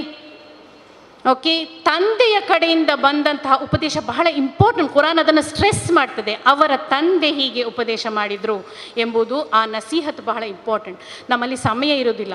ನಾವು ಏನು ನಮ್ಮ ಆಲೋಚನೆ ಏನಿರ್ತದೆ ಅಂತ ಹೇಳಿದರೆ, ನಾವು ಹಣ ಗಳಿಸಲಿಕ್ಕೆ ಹೋಗುವಂಥವರು. ಓಕೆ, ನಮಗೆ ಬೇರೆ ಏನು ಮಾಡಲಿಕ್ಕೆ ಸಾಧ್ಯ ಇಲ್ಲ, ಸಮಯ ಇರುವುದಿಲ್ಲ. ಕ್ವಾಂಟಿಟಿ ಸಮಯ ಬೇಡ, ತುಂಬ ಸಮಯ ಬೇಡ, ಕ್ವಾಲಿಟಿ ಸಮಯ, ಒಂದು ಅರ್ಧ ಗಂಟೆ ಆದರೂ ಮಕ್ಕಳೊಂದಿಗೆ ಸ್ಪೆಂಡ್ ಮಾಡುವಂತಹ ಸಮಯ ಅವರ ಮಾರ್ಗದರ್ಶನಕ್ಕಾಗಿ ಸ್ಪೆಂಡ್ ಮಾಡುವಂತಹ ಸಮಯ ಆಗಿರಬೇಕು. ಆ ಕ್ವಾಲಿಟಿ ಸಮಯ ಇಲ್ಲದಿದ್ದರೆ ಬೇರೆ ಹಣ ಗಳಿಸಿ ಏನು ಪ್ರಯೋಜನ ಇರುವುದಿಲ್ಲ. ಸೊ ತಂದೆಯಿಂದ ಬರುವಂತಹ ಉಪದೇಶವನ್ನು ಅಲ್ಲಾಹನು ಎಷ್ಟು ಸ್ಟ್ರೆಸ್ ಮಾಡಿದಾನೋ, ನಮ್ಮ ಸಮಾಜ ಅಷ್ಟು ಅದನ್ನು ಅಳವಡಿಸ್ತದೋ, ಅಥವಾ ತಂದೆಯಂದಿರು ಕೇವಲ ATM ಆಗಿ ಅಥವಾ ಕೇವಲ ಪೊಲೀಸ್ ಆಗಿ ಕೆಲಸ ಮಾಡುವುದು, ಅದನ್ನು ನಾವು ಅವಲೋಕನ ಮಾಡಬೇಕು. ಸೊ ಮತ್ತು ಮಕ್ಕಳನ್ನು ಯಾವಾಗಲೂ ಒಳಿತಿನ ಕೆಲಸದಲ್ಲಿ ತಮ್ಮೊಂದಿಗೆ ಸೇರಿಸುವುದು. ಇದರ ಎಕ್ಸಾಂಪಲ್ ನಮಗೆ ಎಲ್ಲಿ ಸಿಗ್ತದೆ? ಇಬ್ರಾಹಿಂ ಅಲೈಹಿಸ್ಸಲಾಂರಿಂದ. ಪ್ರವಾದಿ ಇಬ್ರಾಹಿಂ ಅಲೈಹಿಸ್ಸಲಾಂರ ಪೇರೆಂಟಿಂಗ್ನ ಸ್ಟೈಲ್ ನೋಡಿ. ಅವರ ಜೀವನಕ್ಕೆ ಒಂದು ಉದ್ದೇಶ ಇತ್ತು ಎಂದು ಮಗನಿಗೆ ಗೊತ್ತಿತ್ತು. ಓಕೆ, ಅವರು ಆ ಮಕ್ಕಳನ್ನು ಹೇಗೆ ಬೆಳೆಸಿದ್ರು ಅಂತ ಹೇಳಿದರೆ, ಜೀವನದ ಉದ್ದೇಶವನ್ನು ಅವರಿಗೆ ತಿಳಿಯಪಡಿಸ್ತಾ ಬೆಳೆಸಿದರು. ಆ ಕೆಲಸವನ್ನು ಅವರ ಪತ್ನಿ ಹಾಜರಾ ಅಲೈಹಿಸ್ಸಲಾಂ, ಸಾರಾ ಅಲೈಹಿಸ್ಸಲಾಂ ಒಟ್ಟಿಗೆ ಮಾಡಿದರು. ತಂದೆಯ ಜೀವನದ ಉದ್ದೇಶ ಏನು ಎಂಬುದು ಮಕ್ಕಳಿಗೆ ಮನವರಿಕೆ ಮಾಡಿಕೊಟ್ರು. ಅಂಥ ಒಂದು ಪಾರ್ಟ್ನರ್ಶಿಪ್ ಇತ್ತು ಅಲ್ಲಿ. ಓಕೆ, ತಂದೆ ಸುಮ್ಮನೆ ಹಾಗೆ ಹೋಗ್ತಾ ಇದ್ದಾರೆ, ಬರ್ತಾ ಇದ್ದಾರೆ, ಏನು ಕೆಲಸ ಇಲ್ಲ ಅವರಿಗೆ, ಹಾಗೆ ಅಲ್ಲ. ತಂದೆಯ ಜೀವನದ ಉದ್ದೇಶ ಇದು ಎಂದು ಅವರಿಗೆ ಮನವರಿಕೆ ಮಾಡಿಕೊಟ್ರು. ಸೊ ಎಂತಹ ಮಕ್ಕಳು, ಇಸ್ಮಾಯಿಲ್ ಅಲೈಹಿಸ್ಸಲಾಂರಂಥ ಮಕ್ಕಳನ್ನು ಬೆಳೆಸುವುದರಲ್ಲಿ ಆ ತಂದೆ ತಾಯಿ ಒಟ್ಟಿಗೆ ನಿರ್ವಹಿಸಿದಂತಹ ಪಾತ್ರ. ಎಂತಹ ಮಗ ಬೆಳೆದು ನಿಂತಿದ್ರು ಅಂತ ಹೇಳಿದರೆ, ಅಲ್ಲಾಹನ ಮೇಲೆ ಭರವಸೆ ಇಡುವಂತಹ, ಹಾರ್ಡ್ ವರ್ಕ್ ಮಾಡುವಂಥ, ಏನು ಕಂಪ್ಲೇಂಟ್ ಮಾಡದಂತಹ ಇಸ್ಮಾಯಿಲ್ ಅಲೈಹಿಸ್ಸಲಾಂ ಯಾವಾಗ ಚಿಕ್ಕ ವಯಸ್ಸಿನಲ್ಲಿ ಅವರನ್ನು ಜುಬಾಹ್ ಮಾಡುವಂತಹ ಆದೇಶ ಬಂದಾಗ ಅವರು ರೆಡಿಯಾಗಿದ್ದರು. ಯಾಕೆ ಅಂತ ಹೇಳಿದರೆ ಅವರ ಅಪ್ಬ್ರಿಂಗಿಂಗ್ ಆಗಿತ್ತು. ಓಕೆ, ಸೊ ಇಬ್ರಾಹಿಂ ಅಲೈಹಿಸ್ಸಲಾಂರ ಜೀವನದಲ್ಲಿ ಅಧ್ಯಯನ ಮಾಡುವುದಾದರೆ ಪೇರೆಂಟಿಂಗ್ನ ಬಹಳಷ್ಟು ಟಿಪ್ಸ್ ನಮಗೆ ಸಿಗ್ತದೆ. ನಂತರ ಮಕ್ಕಳ ಬಗ್ಗೆ ಸಬರ್ ಬೇಕು. ಇವಾಗಲೇ ಆಗಬೇಕು. ನನ್ನ ಮಗ ನಮಾಜ್ ಮಾಡುವುದಿಲ್ಲ, ಎಷ್ಟು ಹೇಳಿದರೂ ಮಾಡುವುದಿಲ್ಲ, ಸಬರ್ ಬೇಕು. ನನ್ನ ಮಗ ಈ ಕೆಲಸವನ್ನು ಮಾಡುವುದಿಲ್ಲ, ಸಬರ್ ಬಹಳ ಅಗತ್ಯ. ಕುರಾನ್ ಮಕ್ಕಳ ಬೆಳವಣಿಗೆಯ ಕುರಿತು ಹೇಳ್ತದೆ 40 ವರ್ಷ ಆಗ್ತದಂತೆ ಅವರು ಎಸ್ಟಾಬ್ಲಿಷ್ ಆಗಲಿಕ್ಕೆ. ನಮಗೆ 20 ವರ್ಷ ಆಗುವಾಗ ತುಂಬ ತಳಮಳ ಆಗಲಿಕ್ಕೆ ಸ್ಟಾರ್ಟ್ ಆಗ್ತದೆ, ಏನು ಮಾಡಲಿಲ್ಲ ನನ್ನ ಮಗ, ಏನು ಆಗಲಿಲ್ಲ ಅಂತ. ಸೊ ಆ ಸಬರ್ ನಮ್ಮಲ್ಲಿ ಇರಬೇಕು. ಇನ್ಶಾ ಅಲ್ಲಾ ಅವರು ಮಾಡ್ತಾರೆ ಎಂಬಂಥ ಭರವಸೆಯೊಂದಿಗೆ ಅವರಿಗೆ ಕಾನ್ಫಿಡೆನ್ಸ್ ನೀಡಿ ಒಳ್ಳೆಯ ಮಕ್ಕಳಾಗಿ ಪರಿಣಮಿಸ್ತಾರೆ ಎಂಬಂಥ ಸಬರ್ ನಮ್ಮಲ್ಲಿ ಇರಬೇಕು. ಅಲ್ಲಾಹನಲ್ಲಿ ದುವಾ ಕೂಡ ಮಾಡ್ತಾ ಇರಬೇಕು. ಕೊನೆಯದಾಗಿ ನನ್ನ ರೋಲ್ ಬಹಳ ಇಂಪಾರ್ಟೆಂಟ್. ಪೇರೆಂಟಾಗಿ ನನ್ನ ರೋಲ್ ಇಂಪಾರ್ಟೆಂಟ್. ನಾನು ಈ ಮೊದಲು ಹೇಳಿದೆ, ನೂಹ್ ಅಲೈಹಿಸ್ಸಲಾಮರ ಪೇರೆಂಟಿಂಗ್ ಎಷ್ಟು ಚಾಲೆಂಜಿಂಗ್ ಆಗಿತ್ತು, ಯಾಕೂಬ್ ಅಲೈಹಿಸ್ಸಲಾಮರ ಎಷ್ಟು ಚಾಲೆಂಜಿಂಗ್. ಅವರು ಮಾತು ಕೇಳದವರು ಇರ್ಬೋದು, ನಿಮ್ಮ ಮಕ್ಕಳಲ್ಲಿಯೂ ಹಾಗೆ ಇರ್ಬೋದು. ಆದರೆ ನಾಳೆ ಅಲ್ಲಾಹನೆದುರು ಯಾವುದು ಇಂಪಾರ್ಟೆಂಟ್? ನನ್ನ ರೋಲ್, ನನ್ನ ಪಾತ್ರ, ನಾನೆಷ್ಟು ಮಾಡಿದ್ದೇನೆ, ನಾನು ಅದಕ್ಕೆ ಮಾತ್ರ ಜವಾಬ್ದಾರಳಾಗಿರ್ತೇನೆ. ಬೇರೆ ಯಾವುದಕ್ಕೂ ಅವರು ಈ ಸಮಾಜದಲ್ಲಿ ಏನು ಮಾಡಿದ್ದಾರೆ ಎಂಬುದಕ್ಕೆ ನಾನು ಅಷ್ಟು ಜವಾಬ್ದಾರಳಾಗಿರುವುದಿಲ್ಲ. ಮಾತ್ರ ನನ್ನ ಪಾತ್ರ ಏನಿತ್ತೋ ಅದಕ್ಕೆ ನಾನು ಡೆಫಿನೆಟ್ಲಿ ಜವಾಬ್ದಾರಳಾಗಿ. ಸೊ ಆ ಪಾತ್ರವನ್ನು ನಿರ್ವಹಿಸುವುದು, ಕ್ವಾಲಿಟಿ ಟೈಮನ್ನು ನೀಡುವುದು. ಮತ್ತು ನಾವು ಮಕ್ಕಳಿಗೆ ಈ ದುವಾವನ್ನು ನಾವು ನಮ್ಮ ಪೇರೆಂಟ್ಸ್ಗೂ ಮಾಡ್ತೇವೆ, ಮಕ್ಕಳಿಗೂ ಆ ದುವಾ ಹೇಳಿಕೊಡ್ತೇವೆ. ರಬ್ಬಿರ್ಹಮ್ಹುಮಾ ಕಮಾ ರಬ್ಬಯಾನಿ ಸಗೀರಾ ಎಂಬಂತಹ ಒಂದು ದುವಾ ನಾವು ಹೇಳಿಕೊಡ್ತೇವೆ. ಆ ದುವಾದ ಅರ್ಥವೇ, ತಿರುಳೆ ಏನು ಅಂತ ಹೇಳಿದರೆ, ಯಾ ಅಲ್ಲಾ ನನ್ನ ಹೆತ್ತವರ ಮೇಲೆ ನೀನು ಕರುಣೆ ತೋರು, ಯಾವ ರೀತಿ ನನ್ನನ್ನು ಅವರು ಬೆಳೆಸಿದ್ರು ಅದೇ ರೀತಿ ಅಂತ. ಕಮಾ ರಬ್ಬಯಾನಿ ನಾವು ಟ್ರಾನ್ಸ್ಲೇಟ್ ಮಾಡುವಾಗ ಏನು ಮಾಡ್ತೇವೆ, ನಮ್ಮ ಮೇಲೆ ಕರುಣೆ ತೋರಿದಂತೆಯೇ ಅವರ ಮೇಲೆ ಕರುಣೆ ತೋರು ಅಂತ. ಕಮಾ ರಬ್ಬಯಾನಿ ಸಗೀರಾ, ನನ್ನನ್ನು ಹೇಗೆ ತರ್ಬಿಯತ್ ಮಾಡಿದರು, ರಬ್ಬಯಾನಿ ಅಂತ ಹೇಳಿದರೆ ನನ್ನನ್ನು ಹೇಗೆ ತರ್ಬಿಯತ್ ಮಾಡಿದರು, ಆ ರೀತಿ ಅವರಿಗೆ ನೀನು ರಹಮ್ ಮಾಡು. ಸೊ ಅದರಲ್ಲಿ ಒಂದು ಪಾರ್ಟ್ನರ್ಶಿಪ್ ಬಿಸ್ನೆಸ್ ಇದೆ. ನನಗೆ ಎಷ್ಟು ತರ್ಬಿಯತ್ ಸಿಕ್ಕಿದೆಯೋ ಅಷ್ಟು ರಹಮ್ ನೀಡುವಂತ ನಾನೇ ದುವಾ ಮಾಡು. ನನ್ನ ಮಕ್ಕಳು ನನಗಾಗಿ ಅದೇ ದುವಾ ಮಾಡ್ತಾರೆ.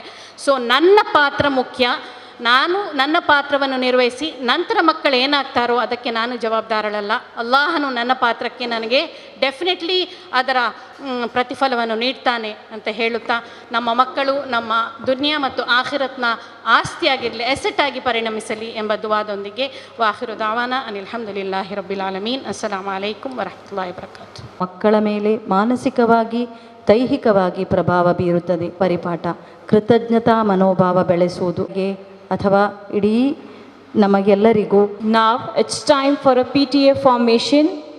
I request Vijayalakshmi ma'am and Manjula ma'am to collect the names of our parents to be a PTA member. Second year na parents, first year in the 3 parents, second year in the 3 parents. ಈಗ ಕಳೆದ ವರ್ಷದ PTA ಅಲ್ಲಿ second ಇಯರ್ನವರು ಶಾಲೆ ಬಿಟ್ಟು ಹೋಗಿದ್ದಾರೆ. ಅದರಿಂದ ಆ parents ಕೂಡ ಅದರಿಂದ ಹೊರಗೆ ಹೋಗ್ತಾರೆ. ಈ ವರ್ಷ ಫಸ್ಟ್ ಇಯರ್ಗೆ ಹೊಸದಾಗಿ ಬಂದ ಸ್ಟೂಡೆಂಟ್ನ ಪೇರೆಂಟ್ಸ್, ಅಲ್ಲಿಂದ ನಾವು ಕನಿಷ್ಠ 3 ಪೇರೆಂಟ್ಸನ್ನು ನಮ್ಮ ಈ PTA ಅಸೋಸಿಯೇಷನ್ಗೆ ನಾವು ಚುನಾವಣೆ ಮಾಡಬೇಕು. ಬೇಗ ಹೆಸರು ಕೊಟ್ಟರೆ ನಮ್ಮ ಕೆಲಸ ಬೇಗ ಸುಲಭ ಆಗ್ತದೆ. 3ಕ್ಕಿಂತ ಹೆಚ್ಚು ಕೂಡ ಕೊಡ್ಬೋದು, ತೊಂದರೆ ಇಲ್ಲ. ಇದು ವರ್ಷದಲ್ಲಿ ಒಂದು 4-5 ಮೀಟಿಂಗ್ ಆಗ್ತದೆ. ಆ ಮೀಟಿಂಗ್ಗೆ ಬರಬೇಕಾಗ್ತದೆ. ಏನಾದರೂ ಸಮಸ್ಯೆ ಏನಾದರೂ ಇದ್ದರೆ ಪೇರೆಂಟ್ಸಿದ್ದು ಮಕ್ಕಳಿಂದ ಅದರಲ್ಲಿ ನಾವು ಚರ್ಚೆ ಮಾಡಿ ಏನು ಪರಿಹಾರವನ್ನು ಕೊಂಡುಕೊಳ್ಬೋದು. ಕನಿಷ್ಠ 3 ಅಂದರೆ ಆರ್ಟ್ಸ್, ಸೈನ್ಸ್, ಕಾಮರ್ಸ್ ಹಾಗೆ. Tahir sir. ಹೆಸರು ಕೊಟ್ಟರೆ ಹೆಸರು ನಾವು ಇಲ್ಲಿ ಅನೌನ್ಸ್ ಮಾಡ್ತೇವೆ. Our PTA president suggested you to be a PTA member. Kindly give your name, sir. ನಮ್ಮ PTA ಪ್ರೆಸಿಡೆಂಟ್ ಬರಬೇಕಿತ್ತು, ಇವತ್ತು ಅವರು ಬರಲಿಲ್ಲ. ಅದೇ ರೀತಿ ನಮ್ಮ ಮುಖ್ಯ ಅಧ್ಯಾಪಕಿ, ಕರೆಸ್ಪಾಂಡೆಂಟ್, ಟ್ರಸ್ಟ್ನ ಹಾಗೂ ಅಧ್ಯಾಪಕ ವೃಂದದವರೇ ಮತ್ತು ಮಕ್ಕಳ ಪೋಷಕರೇ, ಅಸ್ಸಲಾಮು ಅಲೈಕುಂ ವರಹ್ಮತುಲ್ಲಾಹಿ ವಬರಕಾತು. ಸುಮಾರು 2-3 ವರ್ಷಗಳ ನಂತರ ನಾವು ಈ ಒಂದು ದೊಡ್ಡ ಕಾರ್ಯಕ್ರಮ, ಅಭಿನಂದನಾ ಕಾರ್ಯಕ್ರಮವನ್ನು ನೆರವೇರಿಸ್ತಾ ಇದ್ದೇವೆ. ಅದರಲ್ಲಿ ನಮ್ಮ ವಿದ್ಯಾರ್ಥಿನಿಯರನ್ನು, ಒಳ್ಳೆಯ ಅಂಕಗಳೊಂದಿಗೆ ಉತ್ತೀರ್ಣರಾದಂತಹ ವಿದ್ಯಾರ್ಥಿನಿಯರನ್ನು ಪ್ರೋತ್ಸಾಹಿಸುವಂತಹ ಮತ್ತು ನಮ್ಮ SSC ಮತ್ತು PUCಯಲ್ಲಿ ಹೊಸದಾಗಿ ಸೇರಿರುವಂತಹ ಮಕ್ಕಳಿಗೆ, ಅವರ ಪೋಷಕರಿಗೆ ಒಂದು ಉದಾಹರಣೆಯಾಗಲಿ, ಒಂದು ಮಾದರಿಯಾಗಲಿ ಎಂಬ ನೆಲೆಯಲ್ಲಿ ಅವರನ್ನು ಕೂಡ ನಾವು ಒಟ್ಟಿಗೆ ಸೇರಿಸಿಕೊಂಡು ಇಂದಿನ ಈ ಒಂದು ಕಾರ್ಯಕ್ರಮವನ್ನು ನಾವು ಹಮ್ಮಿಕೊಂಡಿದ್ದೇವೆ. ಈ ಒಂದು ಪರೀಕ್ಷೆ ಎಂಬುದು ನೋಡಿ, ನಮ್ಮ SSLC ಪರೀಕ್ಷೆ ಇದು ನಮ್ಮ ಜೀವನದ ಪ್ರಥಮ ಒಂದು ಪರೀಕ್ಷೆ, ಒಂದು ದೊಡ್ಡ ಪರೀಕ್ಷೆಗಳಲ್ಲಿ. ಅದರ ನಂತರ PUC ಮತ್ತು ಇನ್ನು ಗ್ರ್ಯಾಜುಯೇಷನ್ ಅಂತ ಹೇಳಿಕೊಂಡು ನಿರಂತರವಾಗಿ ನಮಗೆ ಪರೀಕ್ಷೆಗಳು ಬರ್ತದೆ. ಆದರೆ ನಿಜವಾದ ಪರೀಕ್ಷೆ ನಮ್ಮದು, ಅದು ಜೀವನದ ಪರೀಕ್ಷೆ. ಅದು ನಾವು ದಿನನಿತ್ಯ ನಮಗೆ ಹಲವು ರೀತಿಯಲ್ಲಿ ಬರ್ತದೆ. ನಮ್ಮ ಸೃಷ್ಟಿಯಾಗಿರುವುದೇ ಪರೀಕ್ಷೆಗಾಗಿ ಅಂತ ದೇವನು ಹೇಳುತ್ತಾನೆ. ಅಲ್ಲದಿ ಖಲಕಲ್ ಮೌತ ವಲ್ ಹಯಾತ ಲಿಯಬ್ಲುವಕುಂ ಅಯ್ಯುಕುಂ ಅಹ್ಸನು ಅಮಲ. ನಿಮಗೆ ಬೇರೆ ಬೇರೆ ರೀತಿಯ ಪ್ರತಿಭೆಗಳನ್ನು, ಬೇರೆ ಬೇರೆ ರೀತಿಯ ದೈಹಿಕ, ಮಾನಸಿಕ, ಬೌದ್ಧಿಕ ವಿಶೇಷತೆಗಳನ್ನು ನೀಡಿಕೊಂಡು ಅಲ್ಲಾಹನು ನಮ್ಮನ್ನು ಸೃಷ್ಟಿಸಿರುವಂಥದ್ದು ನಮ್ಮ ಪರೀಕ್ಷೆಗಾಗಿ. ಜೀವನ ಇಡೀ ಎಂಬುದೇ ಒಂದು ಪರೀಕ್ಷೆ. ಆ್ಯಕ್ಚುಲಿ ಆ ಪರೀಕ್ಷೆಗಾಗಿ ನಾವು ರೆಡಿಯಾಗಬೇಕಾದದ್ದು ತುಂಬ ಮುಖ್ಯ. ಇದೆಲ್ಲವೂ ಕೂಡ ಆ ಪರೀಕ್ಷೆ ಅದರ ಒಂದು ಭಾಗವಾಗಿದೆ ಅಷ್ಟೆ. ಇವತ್ತು ಇದರ ಬಗ್ಗೆ ನಮ್ಮ ಮುಖ್ಯ ಅತಿಥಿಗಳು, ವಿಶೇಷವಾಗಿ ಇದೀಗ ತಾನೇ ಮಾತನಾಡಿದ ಸೆಮಿನಾರ್ ಅವರು ತಮ್ಮ ಮುಂದೆ ಹಲವು ವಿಷಯಗಳನ್ನು ಹೇಳಿದರು.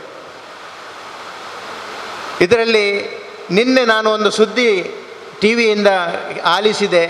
ಅದರ ನಂತರ ನನ್ನ ಮನಸ್ಸು ತುಂಬ ಕುಲುಕಿತು. ಅದು ಈಗಲೂ ಕೂಡ ನಾನು ಸ್ವಲ್ಪ ಅನ್ಸೆಟಲ್ಡ್ ಆಗಿದ್ದೇನೆ, ಅದರ ಬಗ್ಗೆ ಚಿಂತಿಸ್ತಾ ಇದ್ದೇನೆ. ಅದೇನಂತ ಹೇಳಿದರೆ, ಬೆಂಗಳೂರಿನಲ್ಲಿ ಒಬ್ಬ BDS ಕಲಿತ ಮಹಿಳೆ, ವಿದ್ಯಾವಂತ, BDS ಅಂದರೆ ಒಂದು ಡಾಕ್ಟರ್ ವೃತ್ತಿ. ಅದು ತನ್ನ ಒಂದು ಮಗುವನ್ನು, 2-3 ವರ್ಷ ಪ್ರಾಯದ ಮಗುವನ್ನು 3ನೇ ಮಹಡಿಯ ಬಿಲ್ಡಿಂಗ್ನಿಂದ, ಫ್ಲ್ಯಾಟ್ನಿಂದ ಹೊರಗೆ ಎಸೆದು ಬಿಡ್ತಾಳೆ. ಅದು ಮಾಡಿದ್ದು ಪ್ರಥಮ ಸಲ ಅಲ್ಲ. ಇದಕ್ಕಿಂತ ಮುಂಚೆ ಆ ಮಗು ನನಗೆ ಬೇಡ ಅಂತ ಹೇಳಿಕೊಂಡು ಅದು ಹೇಗಾದರೂ ಸಾಯಬೇಕು ಎಂಬಂತಹ ಒಂದು ಇಚ್ಛೆ ಅವಳಲ್ಲಿ ತುಂಬ ಜೋರಾಗಿತ್ತು. ಒಮ್ಮೆ ಟ್ರೈನ್ನಲ್ಲಿ ಹೋಗ್ತಾ ಇರುವಾಗ, ರನ್ನಿಂಗ್ ಟ್ರೈನ್ನಲ್ಲಿ ಅವಳು ಮಗುವನ್ನು ಬಿಟ್ಟು ಹೋಗುವಂಥ ಪರಿಸ್ಥಿತಿ, ಅದಕ್ಕೆ ಹೋಗಲಿಕ್ಕೆ ಪ್ರಯತ್ನ ಮಾಡಿದರು. ಆದರೆ ಅವರ ಗಂಡ ಒಟ್ಟಿಗೆ ಇದ್ದವನು ಅದನ್ನು ಬಿಡಲಿಲ್ಲ. ಹಾಗೆ ಯಾಕೆಂದರೆ ಆ ಮಗುವಿನಲ್ಲಿ ಸ್ವಲ್ಪ ಮಾತು, ಸ್ಪೀಚ್ ಪ್ರಾಬ್ಲಮ್ ಇತ್ತಂತೆ. ಅದರಿಂದಾಗಿ ಅವಳಿಗೆ ಇದಾಗಲಿಲ್ಲ. ಈ ರೀತಿಯಲ್ಲಿ ತುಂಬ ವಿದ್ಯಾವಂತವಾದಂತಹ ಜನರು, BDS, MSc, PhD, engineers, IIT ಇದರಲ್ಲೆಲ್ಲ ಕಲಿತಂತಹ ಜನರು ಇವತ್ತು ನಮ್ಮಲ್ಲಿ ಹೆಚ್ಚಾಗಿ ಏನಾದರೂ ಒಂದು ಸ್ವಲ್ಪ ಜೀವನದಲ್ಲಿ ನಿರಾಶರಾದಾಗ, ನಾವು ಇತ್ತೀಚೆಗೆ ಕೇಳಿದೆವು ಕೆಲವು ವರ್ಷಗಳ ಹಿಂದೆ, ಇದೇ ನಮ್ಮ ನೇತ್ರಾವತಿ ಸೇತುವೆಯಲ್ಲಿ ಒಬ್ಬ ಉದ್ಯಮಿ ಬಂದು ಇಲ್ಲಿ ಆತ್ಮಹತ್ಯೆ ಮಾಡಿಕೊಳ್ತಾನೆ. ಯಾಕೆ ಅಂತ ಹೇಳಿದರೆ, ಇವತ್ತು ಜೀವನದ ಉದ್ದೇಶ ಏನೆಂಬುದನ್ನು ನಾವು ಜನರಿಗೆ ಮನವರಿಕೆ ಮಾಡಿಕೊಡ್ತಾ ಇಲ್ಲ. ನಾವು ಜನರ ವಿದ್ಯಾಭ್ಯಾಸದ ಗುರಿ ಮತ್ತು ತಯಾರಿ ಏನಂತ ಹೇಳಿದರೆ, ಇಂಜಿನಿಯರ್ಸ್, ಡಾಕ್ಟರ್ಸ್, ಆಫೀಸರ್ಸ್, ಮಲ್ಟಿನ್ಯಾಷನಲ್ ಕಂಪೆನೀಸ್ಗಳಿಗೆ ಗುಮಾಸ್ತರನ್ನು ನಾವು ತಯಾರಿಸ್ತಾ ಇದ್ದೇವೆ. ಕೂಲಿ ಕಾರ್ಮಿಕರು, ITI ಕಂಪೆನಿಗಳಿಗೆ ITI ಕಾರ್ಮಿಕರನ್ನು ನಾವು ತಯಾರಿಸ್ತಾ ಇದ್ದೇವೆ. ನಾವು ಮನುಷ್ಯರಾಗಿರಿಸುವಂತಹ ಮಾನವೀಯತೆಯನ್ನು ನಾವು ಕಲಿಸ್ತಾ ಇಲ್ಲ. ಅದರ ಫೋಕಸ್ನಲ್ಲಿ ಮಾನವೀಯತೆ ಮರೆತು ಹೋಗಿದೆ. ಜೀವನ ಏನು, ಜೀವನದ ಪರೀಕ್ಷೆ ಏನು ಅಂತ ಗೊತ್ತಿಲ್ಲ. ನಮ್ಮ ಕಾಲದಲ್ಲಿ ನಾವು ಸಣ್ಣದಾಗಿ ಆಟ ಆಡ್ತಾ ಇರುವಾಗ ಅಥವಾ ನಡೆದಾಡ್ತಾ ಇರುವಾಗ ನಮ್ಮ ಕಾಲಿನಲ್ಲಿ ಚಪ್ಪಲಿ ಇಲ್ಲದೆ ಆಗಾಗ ನಮಗೆ ಮುಳ್ಳು ಸಿಗ್ತಾ ಇತ್ತು. ನಾವು ಗಾಯಗಳೊಂದಿಗೆ ನಮ್ಮ ದೈನಂದಿನ ದಿನಗಳು ಹಲವು 1-2 ದಿನಗಳ ನಂತರ ನಮಗೆ ಕೈಗೆ ಪೆಟ್ಟು, ಇಲ್ಲದಿದ್ದರೆ ಇಲ್ಲಿ ತಲೆಗೆ ಪೆಟ್ಟು, ಕಾಲಿಗೆ ಪೆಟ್ಟು ಎಲ್ಲ ಇರ್ತಿತ್ತು. ಆದರೆ ಇವತ್ತು ನಮ್ಮ ಮಕ್ಕಳಿಗೆ ಅದೊಂದು ಪೆಟ್ಟಾಗ್ತದಾ, ಒಂದು ಮುಳ್ಳು ತಾಗ್ತದಾ? ಇಲ್ಲ. ಯಾಕೆಂದರೆ ಮನೆಯಿಂದ ಇಳಿದ ಕೂಡಲೇ ಕಾರ್, ಬಸ್ ರೆಡಿ ಉಂಟು, ಸೀದಾ ಶಾಲೆಗೆವರೆಗೆ ತಲುಪಿಸ್ತದೆ. ಶಾಲೆಯಿಂದ ಬಂದ ಅಲ್ಲಿ ಮತ್ತೆ ಅದೇ ರೀತಿಯಲ್ಲಿ ಮಳೆ ಮಾಡ್ತಾರೆ. ಮತ್ತೆ ಏನು ಆಟ ಏನೂ ಇಲ್ಲ, ಮನೆಯ ಒಳಗೆ ವಿಡಿಯೋಗಳಲ್ಲಿ ಅದರಲ್ಲಿ ಎಲ್ಲ. ಹಾಗಾಗಿ ಕಷ್ಟ ಏನು ಅಂತ ಗೊತ್ತಿಲ್ಲ, ಸಂಕಷ್ಟಗಳು ಏನು ಅಂತ ಗೊತ್ತಿಲ್ಲ. ಆದ್ದರಿಂದ ನಮ್ಮ ತರಬೇತಿಯ ಒಂದು ಭಾಗ ನಮ್ಮ ಮಕ್ಕಳಿಗೆ ಅತಿಯಾದ ಮುದ್ದು, ಅತಿಯಾದ ಪ್ರೀತಿ ಅಲ್ಲ. ಅವರಿಗೆ ಪರಿಸರದೊಂದಿಗೆ ಕೆಲಸ ಮಾಡಲಿಕ್ಕೆ, ಆಡಲಿಕ್ಕೆ, ಅವರಿಗೆ ಹಾರ್ಡ್ ವರ್ಕ್ ಮಾಡಲಿಕ್ಕೆ, ಸ್ವಲ್ಪ ಆ ರೀತಿಯಲ್ಲಿ ಬಸ್ಸಿನಲ್ಲಿ ಹೋಗುವ ಅಭ್ಯಾಸ, ಇದನ್ನೆಲ್ಲ ಸ್ವಲ್ಪ ಅವರಿಗೆ ಮಾಡಿಸಬೇಕು. ನನ್ನ ಹತ್ತಿರ ಎಲ್ಲವೂ ಇದೆ ಎಂದು ಇವತ್ತು ನಾನು ಅವನಿಗೆ ಎಲ್ಲವೂ ಕೊಟ್ಟರೆ, ನಾಳೆ ನಾನಿಲ್ಲದಾಗ ಆ ಮಕ್ಕಳಿಗೆ ಇಂತಹ ಒಂದು ಸಂಕಷ್ಟಗಳು ಬಂದಾಗ ಅವರು ನಿರಾಶರಾಗ್ತಾರೆ, ಆತ್ಮಹತ್ಯೆ ಮಾಡಿಕೊಳ್ತಾರೆ, ಅಥವಾ ಈ ರೀತಿಯಲ್ಲಿ ಜೀವನದಲ್ಲಿ ಇದಾಗ್ತದೆ.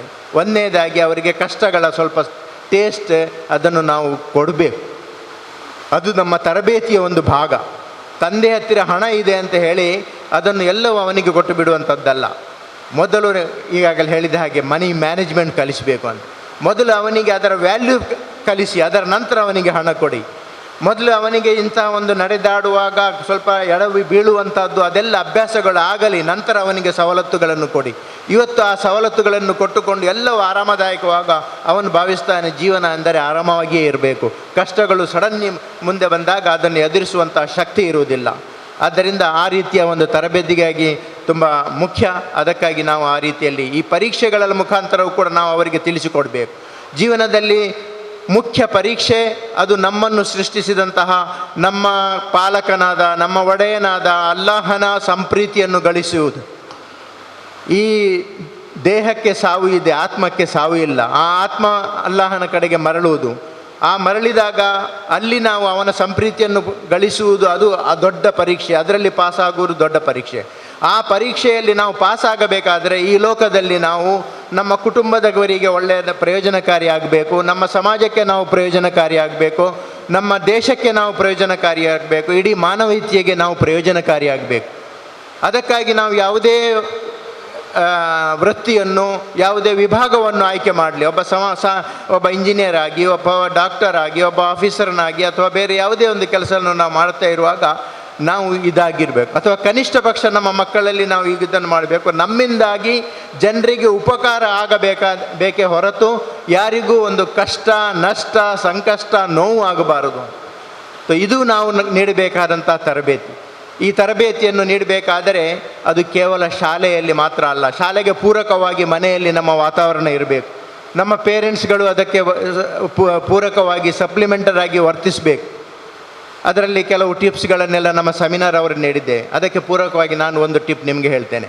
ಅದೇನೆಂತ ಹೇಳಿದರೆ, ಪವಿತ್ರ ಖುರಾನ್ ಮತ್ತು ಪ್ರವಾದಿ ಸಲ್ಲಲ್ಲಾಹು ಅಲೈಹಿ ವಸಲ್ಲಂ ರವರ ಆದರ್ಶ ಜೀವನ, ಅದಕ್ಕಿಂತ ಮಿಗಿಲಾದಂತಹ ಮೋಟಿವೇಶನಲ್ ಆಗಲಿ ಮಾದರಿ ಆಗಲಿ ಈ ಲೋಕದಲ್ಲಿ ಯಾರೂ ಇಲ್ಲ. ಯಾವುದೇ ಒಬ್ಬ ಮೋಟಿವೇಶನಲ್ ಸ್ಪೀಕರ್ ನೀವು ತೆಗೆದುಕೊಂಡು ನೋಡಿ, ಅದರಲ್ಲಿ ಖುರಾನ್ನಲ್ಲಿ ಬಂದಿರುವಂಥ ಆದೇಶಗಳ ಒಂದಲ್ಲ ಒಂದು ವಿಷಯ ಅದರಲ್ಲಿ ಇರ್ಬೋದು. ಅದರಲ್ಲಿ ಪ್ರವಾದಿ ಸಲ್ಲಲ್ಲಾಹು ಅಲೈಹಿ ವಸಲ್ಲಂ ರವರ ಮಾದರಿಯ ಜೀವನದಲ್ಲಿ ಮಾದರಿ ಅದರಲ್ಲಿ ಸಿಗ್ತದೆ. ಆದ್ದರಿಂದ ನಿಮ್ಮಲ್ಲಿ ಹಲವರು ಹೇಳ್ಬೋದು, ನನಗೆ ವಿದ್ಯಾಭ್ಯಾಸ ಬರ್ತಾ ಇಲ್ಲ, ನನಗೆ ಮಕ್ಕಳಿಗೆ ಆ ರೀತಿಯಲ್ಲಿ ಉಪದೇಶ ಕೊಡಲಿಕ್ಕೆ ಅಥವಾ ಅವರಿಗೆ ನೀಡಲಿಕ್ಕೆ, ತರಬೇತಿ ನೀಡಲಿಕ್ಕೆ ನನ್ನಲ್ಲಿ ಇಲ್ಲ. ನಾನು ಹೇಳ್ತೇನೆ, ನೀವು ಕುರಾನನ್ನು ಓದುವಂಥ ಅಭ್ಯಾಸ ಮನೆಯಲ್ಲಿ ಎಲ್ಲರೂ ಒಟ್ಟಾಗಿ ಕುರಾನನ್ನು ಓದುವಂತಹ ಅಭ್ಯಾಸ, ಹದೀಸನ್ನು ಓದುವಂಥ ಅಭ್ಯಾಸವನ್ನು ದಿನನಿತ್ಯ 10 ನಿಮಿಷ ನೀವು ಮಾಡಿಕೊಂಡರೆ ಸಾಕು. 10 ನಿಮಿಷ ಕುರಾನ್ನ ಒಂದು ಕೆಲವು ಆಯತ್ತುಗಳು ಅದರ ಅನುವಾದದೊಳಗೆ ಓದುವಂಥದ್ದು, ಅಥವಾ ಒಂದು ಹದೀಸನ್ನು ಓದುವಂಥದ್ದು. ಒಂದು ಹದೀಸ್ ಓದಲಿಕ್ಕೆ 3 ನಿಮಿಷಕ್ಕಿಂತ ಹೆಚ್ಚಿದು ಬೇಡ. ಇದು ನಿಮಗೆ ದಿನನಿತ್ಯ ಸಾಧ್ಯವಾಗುವುದಿಲ್ಲ. ನಿಮ್ಮ ಮಕ್ಕಳ ಟೈಮಿಂಗ್, ಎಜುಕೇಷನ್ ಟೈಮಿಂಗ್ ಬೇರೆ ಬೇರೆ ಉಂಟು ಅಂದಾದರೆ ಕನಿಷ್ಠ ಪಕ್ಷ ವಾರದ ರಜಾ ದಿನದಲ್ಲಿ ಒಂದು ದಿನ ಒಂದು ಅರ್ಧ ಗಂಟೆ ಕೊಡಿ. ದಿನನಿತ್ಯ 10-15 ನಿಮಿಷ, ಇಲ್ಲದಿದ್ದರೆ ವಾರದಲ್ಲಿ ಒಂದು ಅರ್ಧ ಗಂಟೆ ಕೊಡಿ. ನಾನು ನನ್ನ ಮಕ್ಕಳೊಂದಿಗೆ ಇದನ್ನು ಅಭ್ಯಾಸ ಮಾಡಿದ್ದೇನೆ, ಇದರ ಪ್ರತಿಫಲವನ್ನು ಕೂಡ ನಾನು ನೋಡಿದ್ದೇನೆ. ಆದ್ದರಿಂದ ನಿಮಗೆ ನಾನು ಹೇಳ್ತಾ ಇದ್ದೇನೆ, ಕನಿಷ್ಠ ಪಕ್ಷ ಅರ್ಧ ಗಂಟೆ ವಾರದಲ್ಲಿ ಒಂದು ದಿನ ನೀವು ಕುಟುಂಬದವರೆಲ್ಲರೂ ಸೇರಿಕೊಂಡು ಸಾಮೂಹಿಕ ಅಧ್ಯಯನ ಮಾಡುವುದು. ನಿಮಗೆ ಓದಲಿಕ್ಕೆ ಬರುವುದಿಲ್ಲ, ನಿಮ್ಮ ಮಕ್ಕಳಲ್ಲಿ ಯಾರಿಗೆ ಕುರಾನ್ ಓದಲಿಕ್ಕೆ ಬರ್ತದೆ ಅವರಿಗಿಂದ ಓದಿಸಿ, ಅದರ ಅನುವಾದ ಓದಿಸಿ, ಎಲ್ಲರೂ ಕೇಳಿ, ಸ್ವಲ್ಪ ಚರ್ಚಿಸಿ, ನಂತರ ಒಂದು ಹದೀಸನ್ನು ಓದಿಸಿ. ಇಷ್ಟು ಬಾಕಿ ಯಾವ ಉಪದೇಶದ ಅಗತ್ಯವಿರಲ್ಲ. ನೀವು ಇದನ್ನು ನಿರಂತರ ಮಾಡಿಕೊಂಡಿದ್ದರೆ ಅವರ ತರಬೇತಿ ತನ್ನಿಂದ ತಾನೇ ಆಗ್ತದೆ. ಇದನ್ನು ಪ್ರಯತ್ನಿಸಿ ನೋಡಿ ನೀವು, ನಂತರ ನೀವು ನನಗೆ ಹೇಳಿ ಇದರಿಂದ ಪ್ರಯೋಜನ ಆಗದೇ ಇದ್ದರೆ. 1 ವರ್ಷ ನೀವು ಇದನ್ನು ಪ್ರಯತ್ನ ಮಾಡಿ ನೋಡಿ, ಒಂದು 6 ತಿಂಗಳು ನೀವು ಇದನ್ನು ನಿರಂತರ ಪ್ರಯತ್ನಿಸಿ ನೋಡಿ, ನಿಮಗೆ ಇದರ ಪ್ರಯೋಜನ ಸಿಗ್ತದೆ. ಮಕ್ಕಳ ತರಬೇತಿ ಕೇವಲ ಜ್ಞಾನದಿಂದ, ಪುಸ್ತಕದಿಂದ, ಪರೀಕ್ಷೆಗಳಿಂದ ಆಗುವುದಿಲ್ಲ. ಮನೆಯಲ್ಲಿ ಅದಕ್ಕೆ ಪೂರಕ ವಾತಾವರಣ ಇರಬೇಕು. ನಾವು ಇಲ್ಲಿ ಕಲಿಸಿಕೊಡುವ ಇದಕ್ಕಿಂತ ವಿರುದ್ಧವಾಗಿ ನಿಮ್ಮ ಮನೆಯವರ ವರ್ತನೆಗಳು, ಪ್ರಾಕ್ಟೀಸ್ ವಿರುದ್ಧವಾಗಿದ್ದರೆ, ನಮಾಜ್ ಮಾಡು ಎಂದುಕೊಂಡು ತಾಯಿಯಾದವರು, ತಂದೆಯಾದವರು ನಮಾಜು ಮಾಡದೇ ಇದ್ದರೆ, ಸುಳ್ಳು ಹೇಳ್ತಾ ಇದ್ದಾರೆ, ವಂಚನೆ ಮಾಡ್ತಾ ಇದ್ದಾರೆ, ಯಾವ ಪ್ರಭಾವ ಬೀರಲಿಕ್ಕೆ ಸಾಧ್ಯ ಇಲ್ಲ, ಅವರ ತರಬೇತಿ ಆಗಲಿಕ್ಕೆ ಸಾಧ್ಯ ಇಲ್ಲ. ಆದ್ದರಿಂದ ಪ್ರಾಕ್ಟೀಸ್ ಮುಖ್ಯ, ತರಬೇತಿ ಮುಖ್ಯ, ಎನ್ವೈರ್ಮೆಂಟ್ ಮುಖ್ಯ. ಆ ಎನ್ವೈರ್ಮೆಂಟನ್ನು ಕೊಡಬೇಕಾದಂಥದ್ದು ಶಾಲೆಯಲ್ಲಿ ಮಾತ್ರ ಅಲ್ಲ, ಮನೆಯಲ್ಲಿ ಇರಬೇಕು. ಯಾಕೆಂದರೆ ಶಾಲೆಗಿಂತ ಹೆಚ್ಚು ಸಮಯ ಮನೆಯಲ್ಲಿ ಕಳೆಯುವಂಥದ್ದು. ಆ ನಿಟ್ಟಿನಲ್ಲಿ ಮಕ್ಕಳ ತರಬೇತಿಗಾಗಿ, ಮಕ್ಕಳ ವಿದ್ಯಾಭ್ಯಾಸಕ್ಕಾಗಿ ಆ ತ್ಯಾಗ ಮತ್ತು ಬಲಿದಾನವನ್ನು ನೀಡಲಿಕ್ಕೆ ನೀವು ಸಿದ್ಧರಿರಬೇಕು ಎಂದು ನಾನು ಈ ನಿಟ್ಟಿನಲ್ಲಿ ನಿಮಗೆ ಹೇಳ್ತಾ ಇದ್ದೆ. ಇನ್ನು ಶಾಲೆಯಲ್ಲಿ ಬೇಕಾದಂಥ ಸವಲತ್ತುಗಳನ್ನು ನಾವು ಒದಗಿಸ್ತಾ ಇದ್ದೇವೆ. ಅಲ್ಹಮ್ದುಲಿಲ್ಲ ಈ ಕಳೆದ 20 ವರ್ಷಗಳಲ್ಲಿ ನಾವು ಈ ಒಂದು ವಿದ್ಯಾಸಂಸ್ಥೆ ಆರಂಭವಾಗಿ 22 ವರ್ಷಗಳಾದವು. ಈಗ ನಾವು 25ನೇ ವರ್ಷಕ್ಕೆ ಒಂದು ಸಿಲ್ವರ್ ಜುಬಿಲಿಯನ್ನು ಆಚರಿಸುವ ಕಡೆಗೆ ನಾವು ಹೆಜ್ಜೆ ಇಡ್ತಾ ಇದ್ದೇವೆ. ಇಲ್ಲಿ ಈ ಪ್ರದೇಶದಲ್ಲಿ ಯಾವುದೇ ಒಂದು ಸ್ಟ್ಯಾಂಡರ್ಡ್ ಕಾಲೇಜಿನಲ್ಲಿ ಇರಬಹುದಾದಂಥ ಎಲ್ಲ ಸವಲತ್ತುಗಳನ್ನು ನಿಮಗೆ ನೀಡಲಿಕ್ಕಾಗಿ ನಾವು ಪ್ರಯತ್ನಿಸಿದ್ದೇವೆ. ಇಲ್ಲಿ ಅತ್ಯುತ್ತಮವಾದಂತಹ ವಿದ್ಯಾಭ್ಯಾಸಕ್ಕೆ ನೀಡುವಂತಹ ಒಳ್ಳೆಯ ಟೀಚರ್ಸ್ಗಳನ್ನು ಆಯ್ಕೆ ಮಾಡಲಿಕ್ಕಾಗಿ ನಾವು ಪ್ರಯತ್ನಿಸಿದ್ದೇವೆ. ನಮ್ಮಿಂದ ಅದೆಷ್ಟೆಲ್ಲ ಪ್ರಯತ್ನಗಳನ್ನು ನಾವು ಮಾಡ್ತಾ ಇದ್ದೇವೆ. ಅದೇ ರೀತಿಯಲ್ಲಿ ಎಕ್ಸ್ಟ್ರಾ ಕರಿಕ್ಯುಲರ್ ಆ್ಯಕ್ಟಿವಿಟೀಸ್ಗಳು ನೋಡಿ, ಇದು ಕೂಡ ತುಂಬ ಮುಖ್ಯ. ಜ್ಞಾನ ನಾವು ಕೇವಲ ಗ್ರಹಿಸಿದರೆ ಸಾಲದು, ಕೇವಲ ಬುಕ್ ವರ್ಮ್ಸ್ಗಳಾಗಬಾರದು. ಟೆಕ್ಸ್ಟ್ ಬುಕ್ನಿಂದ ಓದಿ ಪರೀಕ್ಷೆಯ ಪೇಪರ್ನಲ್ಲಿ ಬರೆಯುವಂತಹ ಜಸ್ಟ್ ಟ್ರಾನ್ಸ್ಫರ್ ಮಾಡುವಂಥವರಾಗಬಾರ್ದು. ಅವರಲ್ಲಿ ಬೇರೆ ಪ್ರತಿಭೆಗಳು ಬೆಳೆಯಬೇಕು, ಅವರ ವ್ಯಕ್ತಿತ್ವ ವಿಕಸನ ಆಗಬೇಕು. ಅದೆಲ್ಲ ಆಗಬೇಕಾದರೆ ಅವರು ಇತರ ಆ್ಯಕ್ಟಿವಿಟೀಸ್ಗಳಲ್ಲಿ ಭಾಗವಹಿಸಬೇಕು. ಅದಕ್ಕಾಗಿ ಇಲ್ಲಿ ವಿವಿಧ ಸ್ಪರ್ಧೆಗಳು, ಫೆಸ್ಟಿವಲ್ಸ್ಗಳು ಇದನ್ನೆಲ್ಲವನ್ನು ಕೂಡ ಇಲ್ಲಿ ನಡೆಸಲಾಗ್ತದೆ. ಇತ್ತೀಚೆಗೆ ಕಳೆದ ತಿಂಗಳಿನಲ್ಲಿ ಅಂತಹ ಫೆಸ್ಟ್ ಎಲ್ಲ ಇಲ್ಲಿ ನಡೆಯಿತು. ಅದರಲ್ಲಿ ನಿಮ್ಮ ಮಕ್ಕಳನ್ನು ಭಾಗವಹಿಸಲಿಕ್ಕೆ ಪ್ರೋತ್ಸಾಹಿಸಬೇಕು. ಅವರಿಗೆ ನ್ಯೂಸ್ ಪೇಪರ್ ಮ್ಯಾಗಝಿನ್ಸ್ಗಳನ್ನು ಓದಲಿಕ್ಕೆ ಪ್ರೋತ್ಸಾಹಿಸಬೇಕು. ಆಗ ಜ್ಞಾನ ಬೆಳೆಯುತ್ತದೆ. ಕೇವಲ ಟೆಕ್ಸ್ಟ್ ಬುಕ್ನಿಂದ ನೋಟ್ಸ್ ಬುಕ್ನಿಂದ ಮಾತ್ರ ಜ್ಞಾನ ಇರೋದು. ಟಿ ವಿಯಲ್ಲಿ ಒಳ್ಳೆಯ ಕಾರ್ಯಕ್ರಮಗಳನ್ನು ಆಲಿಸಲಿಕ್ಕೆ ಅವರಿಗೆ ಪ್ರೋತ್ಸಾಹಿಸಬೇಕು. ವಿಶೇಷವಾಗಿ ನಮ್ಮ ಮಹಿಳೆಯರು ಧಾರಾವಾಹಿಗಳನ್ನು ನೋಡುವುದನ್ನು ಕಡಿಮೆ ಮಾಡಬೇಕು. ಇಂದು ಬರುತ್ತಿರುವಂಥ ಧಾರಾವಾಹಿಗಳಲ್ಲಿ ಕುಟುಂಬದ ಬಗ್ಗೆ, ಅತ್ತೆ ಮತ್ತು ಸೊಸೆಯ ಬಗ್ಗೆ ಷಡ್ಯಂತ್ರಗಳನ್ನು ಪರಸ್ಪರ ರಚಿಸಿಕೊಂಡು ಕುಟುಂಬಗಳನ್ನು ವಿಭಜಿಸುವುದಲ್ಲದೆ ಅದರಲ್ಲಿ ಯಾವುದೇ ನೈತಿಕ ಪಾಠಗಳಿಲ್ಲ. ಅದನ್ನೆಲ್ಲ ನಾವು ನೋಡಿಕೊಂಡು ನಮ್ಮ ಮಕ್ಕಳಿಗೆ ಕೂಡ ಅದರೊಂದಿಗೆ ಮಾಡ್ತಾ ಇದ್ದರೆ ನಮ್ಮ ತರಬೇತಿಗೆ ವಿರುದ್ಧವಾಗುವಂತಹ ವಿರೋಧಾಭಾಸವನ್ನುಂಟು ಮಾಡುವಂತಹ ಅದು ವಿಷಯಗಳಾಗಿರ್ತದೆ. ಜೊತೆಗೆ ಈ ಕಾಲೇಜಿನಲ್ಲಿ ನೀವು ಕಲಿಯುವಾಗ ಕಳುಹಿಸುತ್ತಿರುವಾಗ ಈ ಕಾಲೇಜಿನ ಮ್ಯಾನೇಜ್ಮೆಂಟಿಗೆ ನಿಮ್ಮ ಪ್ರೋತ್ಸಾಹ, ನಿಮ್ಮ ಸಹಕಾರ ಬೇಕು. ಪ್ರಪ್ರಥಮವಾಗಿ ಇಲ್ಲಿ ನಡೆಯುವಂತಹ ಈ ಒಂದು ಪೇರೆಂಟ್ಸ್ಗಳ ಮೀಟಿಂಗ್ ಏನಿದೆಯೋ ಅದರಲ್ಲಿ ಎಲ್ಲರೂ ಭಾಗವಹಿಸಬೇಕು. ನಮಗೆ ತುಂಬ ಬೇಸರ ಆಗ್ತಾ ಇದೆ. ನಾನು ಮತ್ತು ನಮ್ಮ ಅಜೀಜ್ ಸಾಬ್ರವರೀಗ ಚರ್ಚೆ ಮಾಡ್ತಾ ಇದ್ದೆವು. ನಮ್ಮ ಮಕ್ಕಳು, ನನ್ನ 3 ಮಕ್ಕಳು, ಒಬ್ಬರು ಸೈಂಟ್ ಎಲೋಷಿಯಸ್ನಲ್ಲಿ, ಇಬ್ಬರು ಸೈಂಟ್ ಎಲೋಷಿಯಸ್ನಲ್ಲಿ, ಒಬ್ಬರು ಸೈಂಟ್ ಆಗ್ನೆಸ್ನಲ್ಲಿ, ಒಬ್ಬರು ರಾಮಕೃಷ್ಣ ಕಾಲೇಜಿನಲ್ಲಿ ಕಲಿತವರು. ಅಲ್ಲಿಯ ಪೇರೆಂಟ್ಸ್ ಟೀಚರ್ ಮೀಟಿಂಗ್ಗೆ ನಾವೆಲ್ಲರೂ ರೆಗ್ಯುಲರ್ ಆಗಿ ಭಾಗವಹಿಸ್ತಾ ಇದ್ದೆವು. ಅಲ್ಲಿ ಈ ಸಭಾಂಗಣ ತುಂಬಿರ್ತಿತ್ತು, ಮಹಿಳೆಯರಿಂದಲೂ ಪುರುಷರಿಂದಲೂ. ಆದರೆ ನಮ್ಮಲ್ಲಿ ಪೇರೆಂಟ್ಸ್ಗಳನ್ನು ಕರೆದರೆ ಇಲ್ಲಿ ಯಾರೂ ಬರುವುದಿಲ್ಲ. ಕನಿಷ್ಠ ಪಕ್ಷ 150 ಮಂದಿ, ಒಂದೊಂದು ಮನೆಯಿಂದ ಒಬ್ಬೊಬ್ಬ ಪೇರೆಂಟ್ಸ್ ಬರುತ್ತಿದ್ದರೆ ಬಂದರೂ ಕೂಡ ಒಂದು 150 ಮಂದಿ ಇಲ್ಲಿ ಇರಬೇಕಿತ್ತು. ಇಲ್ಲಿ ಕೇವಲ 50 ಮಂದಿ ಇದ್ದಾರೆ. ಯಾಕೆ ನಮಗೆ ಈ ರೀತಿಯಲ್ಲಿ ನಮ್ಮ ಮಕ್ಕಳ ಇದರ ಬಗ್ಗೆ ನಿರಾಸಕ್ತಿ ನಾವು ತೋರ್ತಾ ಇದ್ದೇವೆ ಅಂತ ನಮ್ಗೆ ಗೊತ್ತಾಗುತ್ತೆ. ಕೇವಲ ಮಕ್ಕಳನ್ನು ಶಾಲೆಗೆ ಜಾಯಿನ್ ಮಾಡಿದ ಕೂಡಲೇ ನಮ್ಮ ಹೊಣೆಗಾರಿಕೆ ಮುಕ್ತಾಯವಾಗುವುದಿಲ್ಲ.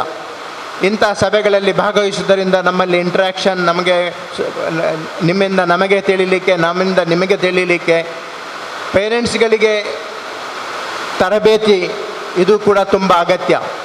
ಅದಕ್ಕಾಗಿ ನಾನು ಹೇಳಿದಿರುವಂಥದ್ದು. ಈಗ ಅದರ ಮಹತ್ವವನ್ನು ಕೂಡ ಹೇಳಿದರು, ಪೇರೆಂಟಿಂಗ್ ಏನಾಗಬೇಕು ಅಂತೇಳಿ. ಸೊ ಆದ್ದರಿಂದ ಒಂದನೇದಾಗಿ ಇಂಥ ಸಭೆಗಳಲ್ಲಿ ಪರೀಕ್ಷೆಯ ನಂತರ ಮಾರ್ಕ್ಸ್ಗಳನ್ನು ತಿಳಿಸಲಿಕ್ಕಾಗಿ ಯಾವಾಗೆಲ್ಲ ಕರೀತಾರೋ ಆಗ, ಅಥವಾ ಯಾವಾಗ ಸಂದರ್ಭ ನಿಮಗೆ ಅಗತ್ಯ ಕಂಡು ಬಂದರೆ ಬಂದು ಟೀಚರ್ಸ್ಗಳನ್ನು ಭೇಟಿಯಾಗುವಂಥದ್ದು, ಇದರಲ್ಲೆಲ್ಲ ನೀವು ಉದಾಸೀನತೆಯನ್ನು ತೋರಬಾರದು. ಅದೇ ರೀತಿ ಕೆಲವು ಟೀಚರ್ಸ್ಗಳು ಬರ್ತಾರೆ, ಅವರು ಶಾಲೆಗೆ ಬರುವುದು ಯಾಕೆ? ಕೇವಲ ನಮ್ಮ ಟೀಚರ್ಸ್ಗಳನ್ನು ಬೈಯಲಿಕ್ಕೆ ಅಥವಾ ಮ್ಯಾನೇಜರ್ಸ್ಗಳನ್ನು ಜೋರು ಮಾಡಲಿಕ್ಕೆ. ಅದು ಕೂಡ ಆಗಬಾರದು. ವಿಶೇಷವಾಗಿ ನಮ್ಮ ಮಕ್ಕಳ ಮುಂದೆ ನಮ್ಮ ಟೀಚರ್ಸ್ಗಳಿಗೆ ನಾವು ಅಗೌರವ ತೋರಬಾರದು. ನಾವೇ ಸ್ವತಃ ಮಾಡಿ ತೋರಿಸುವುದು ಅದು ನಮ್ಮ ಮಾದರಿಯಾಗಿ ಬಿಡ್ತದೆ. ಮತ್ತು ಮಕ್ಕಳಿಗೆ ನಾವು ಬೇರೆ ಏನು ಕಲಿಸುವ ಅಗತ್ಯ ಇಲ್ಲ.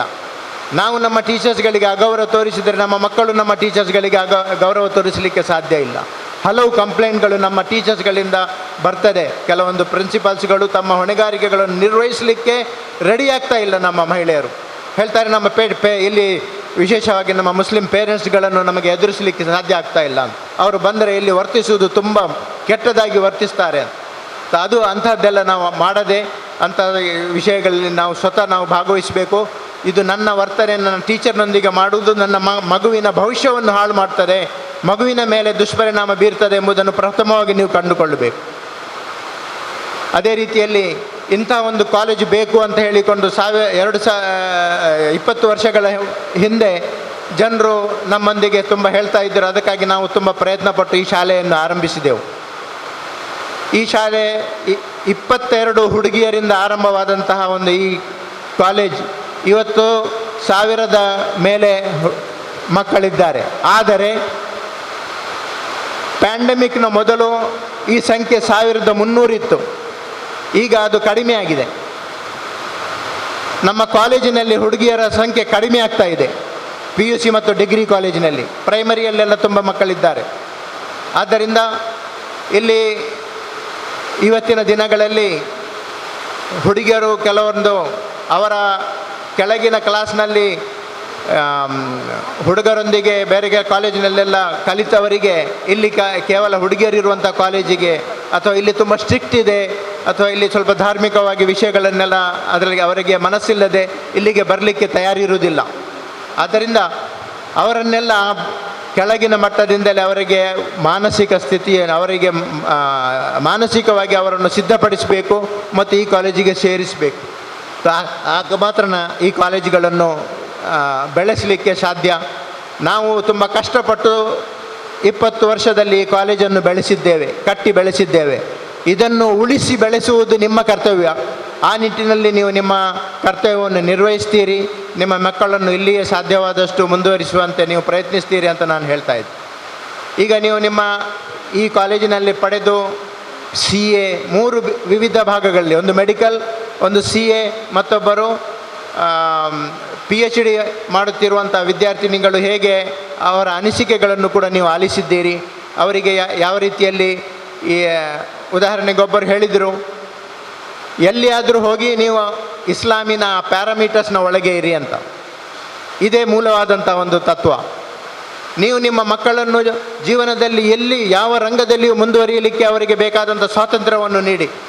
ಅವರ ಕೊರಳಲ್ಲಿ ಕೇವಲ ಒಂದು ದೇವನ ದಾಸತನದ ನೊಗ ಮಾತ್ರ ಇರಲಿ, ಬೇರೆ ಯಾವುದೇ ರೀತಿಯ ಇದು ಇರುವ ಅಗತ್ಯ ಇಲ್ಲ. ಅದೊಂದಿದ್ದರೆ, ದೇವಭಯ ಒಂದು ಇದ್ದರೆ, ನನ್ನ ಜೀವನದ ಗುರಿ ಏನು ಮತ್ತು ನಾನು ಯಾರನ್ನು ಭಯಪಡಬೇಕು ಎಂಬುದು ಅವರ ಮಸ್ತಿಷ್ಕದಲ್ಲಿ ಬೇರೂರಿದರೆ ಮತ್ತೆ ಯಾವ ರೀತಿಯ ಲೋಕದಲ್ಲಿ ಎಂದೂ ಕೂಡ ಅವರು ಪಥಭ್ರಷ್ಟರಾಗಲಿಕ್ಕೆ ಸಾಧ್ಯ ಇಲ್ಲ. ಕೊನೆಯದಾಗಿ ಫೀಸ್ನ ವಿಷಯ. ಈ ಎಲ್ಲ ವ್ಯವಸ್ಥೆಗಳನ್ನು ಇಷ್ಟು ಕಲ್ಪಿಸಬೇಕಾದರೆ ಹಣದ ಅಗತ್ಯ ಇದೆ. ಹಣ ಇಲ್ಲದೆ ಕ್ವಾಲಿಟಿ ಎಜುಕೇಷನ್, ಸ್ಟ್ಯಾಂಡರ್ಡ್ ಎಜುಕೇಷನ್ ಸಿಗಲಿಕ್ಕೆ ಸಾಧ್ಯ ಇಲ್ಲ. ಆದ್ದರಿಂದ ಸಮಯಕ್ಕೆ ಸರಿಯಾಗಿ ಫೀಸನ್ನು ಪಾವತಿ ಮಾಡಿ ನಮ್ಮೊಂದಿಗೆ ಸಹಕರಿಸಿ. ಅದೇ ರೀತಿ ಫೀಸ್ ಪಾವತಿ ಮಾಡಲಿಕ್ಕೆ ಸಾಧ್ಯವಿಲ್ಲದವರಿಗೆ ಇವತ್ತು ತುಂಬ ಗೌರ್ಮೆಂಟ್ ಮತ್ತು ಸರ್ಕಾರೇತರ ಸಂಸ್ಥೆಗಳಿಂದ ಸ್ಕಾಲರ್ಶಿಪ್ಗೆ ಅವಕಾಶಗಳಿವೆ. ಗೌರ್ಮೆಂಟ್ನಲ್ಲಿ ನ್ಯಾಷನಲ್ ಮತ್ತು ಸ್ಟೇಟ್ ಬೋರ್ಡ್ನಿಂದ ಬೇರೆ ಬೇರೆ ಸ್ಕಾಲರ್ಶಿಪ್ಗಳಿವೆ. ಅವುಗಳಿಗೆಲ್ಲ ಅಪ್ಲೈ ಮಾಡಿ. ಅದಕ್ಕಾಗಿ ಇಲ್ಲಿ ನಿಮಗೆ ಬೇಕಾದಂಥ ಸಹಕಾರವನ್ನು ಇಲ್ಲಿ ಕೊಡಲಾಗ್ತದೆ. ಅಗತ್ಯ ಇದ್ದರೆ ನಮ್ಮ ಜಮಾತೆ ಇಸ್ಲಾಮಿ ಹಿಂದಿನ ನಾಗರಿಕ ಸೇವಾ ಕೇಂದ್ರ ಮಂಗಳೂರಿನಲ್ಲಿ ಜಮಾತೆ ಇಸ್ಲಾಮಿ ಆಫೀಸ್ ಹಿದಾಯತ್ ಸೆಂಟರ್ನಲ್ಲಿದೆ. ಅದರಿಂದ ನೀವು ಮಾರ್ಗದರ್ಶನ ಮತ್ತು ಪ್ರಯೋಜನವನ್ನು ಪಡೆಯಬಹುದು. ಇದೆಲ್ಲವನ್ನು ಮಾಡಿಕೊಂಡು ಆದಷ್ಟು ನಮ್ಮ ಮೇಲೆ ಆರ್ಥಿಕ ಹೊರೆಯನ್ನು ಕಡಿಮೆ ಮಾಡಿ, ನಿಮಗೆ ಆರ್ಥಿಕ ತೊಂದರೆಗಳಿದ್ದರೆ ಇಂಥೆಲ್ಲ ಸೌಲಭ್ಯಗಳಿಂದ ನೀವು ಪ್ರಯೋಜನವನ್ನು ಪಡೆದುಕೊಂಡು ನಮ್ಮೊಂದಿಗೆ ಸಹಕರಿಸಬೇಕೆಂದು ನಾನು ನಿಮ್ಮಲ್ಲಿ ವಿನಂತಿಸ್ತಾ ಇದ್ದೇನೆ. ಕೊನೆಯದಾಗಿ ನಮ್ಮೊಂದಿಗೆ ಬಂದು ಸಹಕರಿಸಿದ್ದ ತಮ್ಮೆಲ್ಲರಿಗೂ ಕೂಡ ಧನ್ಯವಾದಗಳನ್ನು ಸಲ್ಲಿಸುತ್ತಾ ನನ್ನ ಮಾತನ್ನು ಮುಗಿಸ್ತಾ ಇದ್ದೇನೆ. ವಾಖಿರು ದವಾನಾ ಅಲ್ಹಮ್ದುಲಿಲ್ಲಾಹಿ ರಬ್ಬಿಲ್ ಆಲಮೀನ್. ನಮ್ಮ ಜೀವನದ ಉದ್ದೇಶವೇನು? ತರಬೇತಿಯು ಸುಖ ಕಷ್ಟಗಳ ಸಂತುಲತೆಯಿಂದ ಕೂಡಿರುವುದು. ನಮ್ಮಿಂದ ಸಮಾಜಕ್ಕೆ ಬೇಕಾದ ಪರೋಪಕಾರಿ ಜೀವನಕ್ಕೆ ಉನ್ನತ ವಿದ್ಯಾಭ್ಯಾಸದೊಂದಿಗೆ ಮೌಲ್ಯ ಪ್ರೋತ್ಸಾಹ ಅತ್ಯಗತ್ಯವಾಗಿದೆ. ತಿಳಿಸಿದ ಜನಾಬ್ KM ಅಶ್ರಫ್ ಅವರಿಗೆ ಧನ್ಯವಾದಗಳು. Gratitude transforms ordinary into thanksgiving, turn routine job into joy, and common opportunities into blessing. So now I call Mrs. Sushma K, lecturer in biology, for her words of gratitude. I deem it a great honor and privilege to propose the vote of thanks on this memorable occasion. It is said that the feeling of gratitude is one of the noblest feelings and its expression is one of the noblest acts. All the dignitaries present here have added a great value for all and we are all grateful to them. Let me first of all start by giving glory to the Almighty God for making today's occasion a resounding success. First and foremost, I thank our special guests, Janab P.B. Abdul Hamid, Janab Akbar Ali, Ms. Samina Hafsan, who despite of their busy schedule have found time to grace this occasion. I also express my heartfelt thanks to Janab K.M. Ashraf for presiding over this program. We are grateful to our former students, Samiha Shad, MS Aisha, Ms. Uzra Khairanisa for their valuable contribution and words for encouragement. I must mention our deep sense of appreciation for PTA President of HIRA Women's College, Janab Abdul Aziz Haq, and PTA President of HIRA PU College, Ms. Samshad.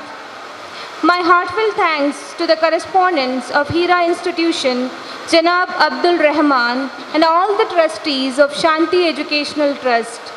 I owe a special gratitude to headmistress and principal of HIRA institutions who have worked hard to ensure that this occasion becomes a memorable success.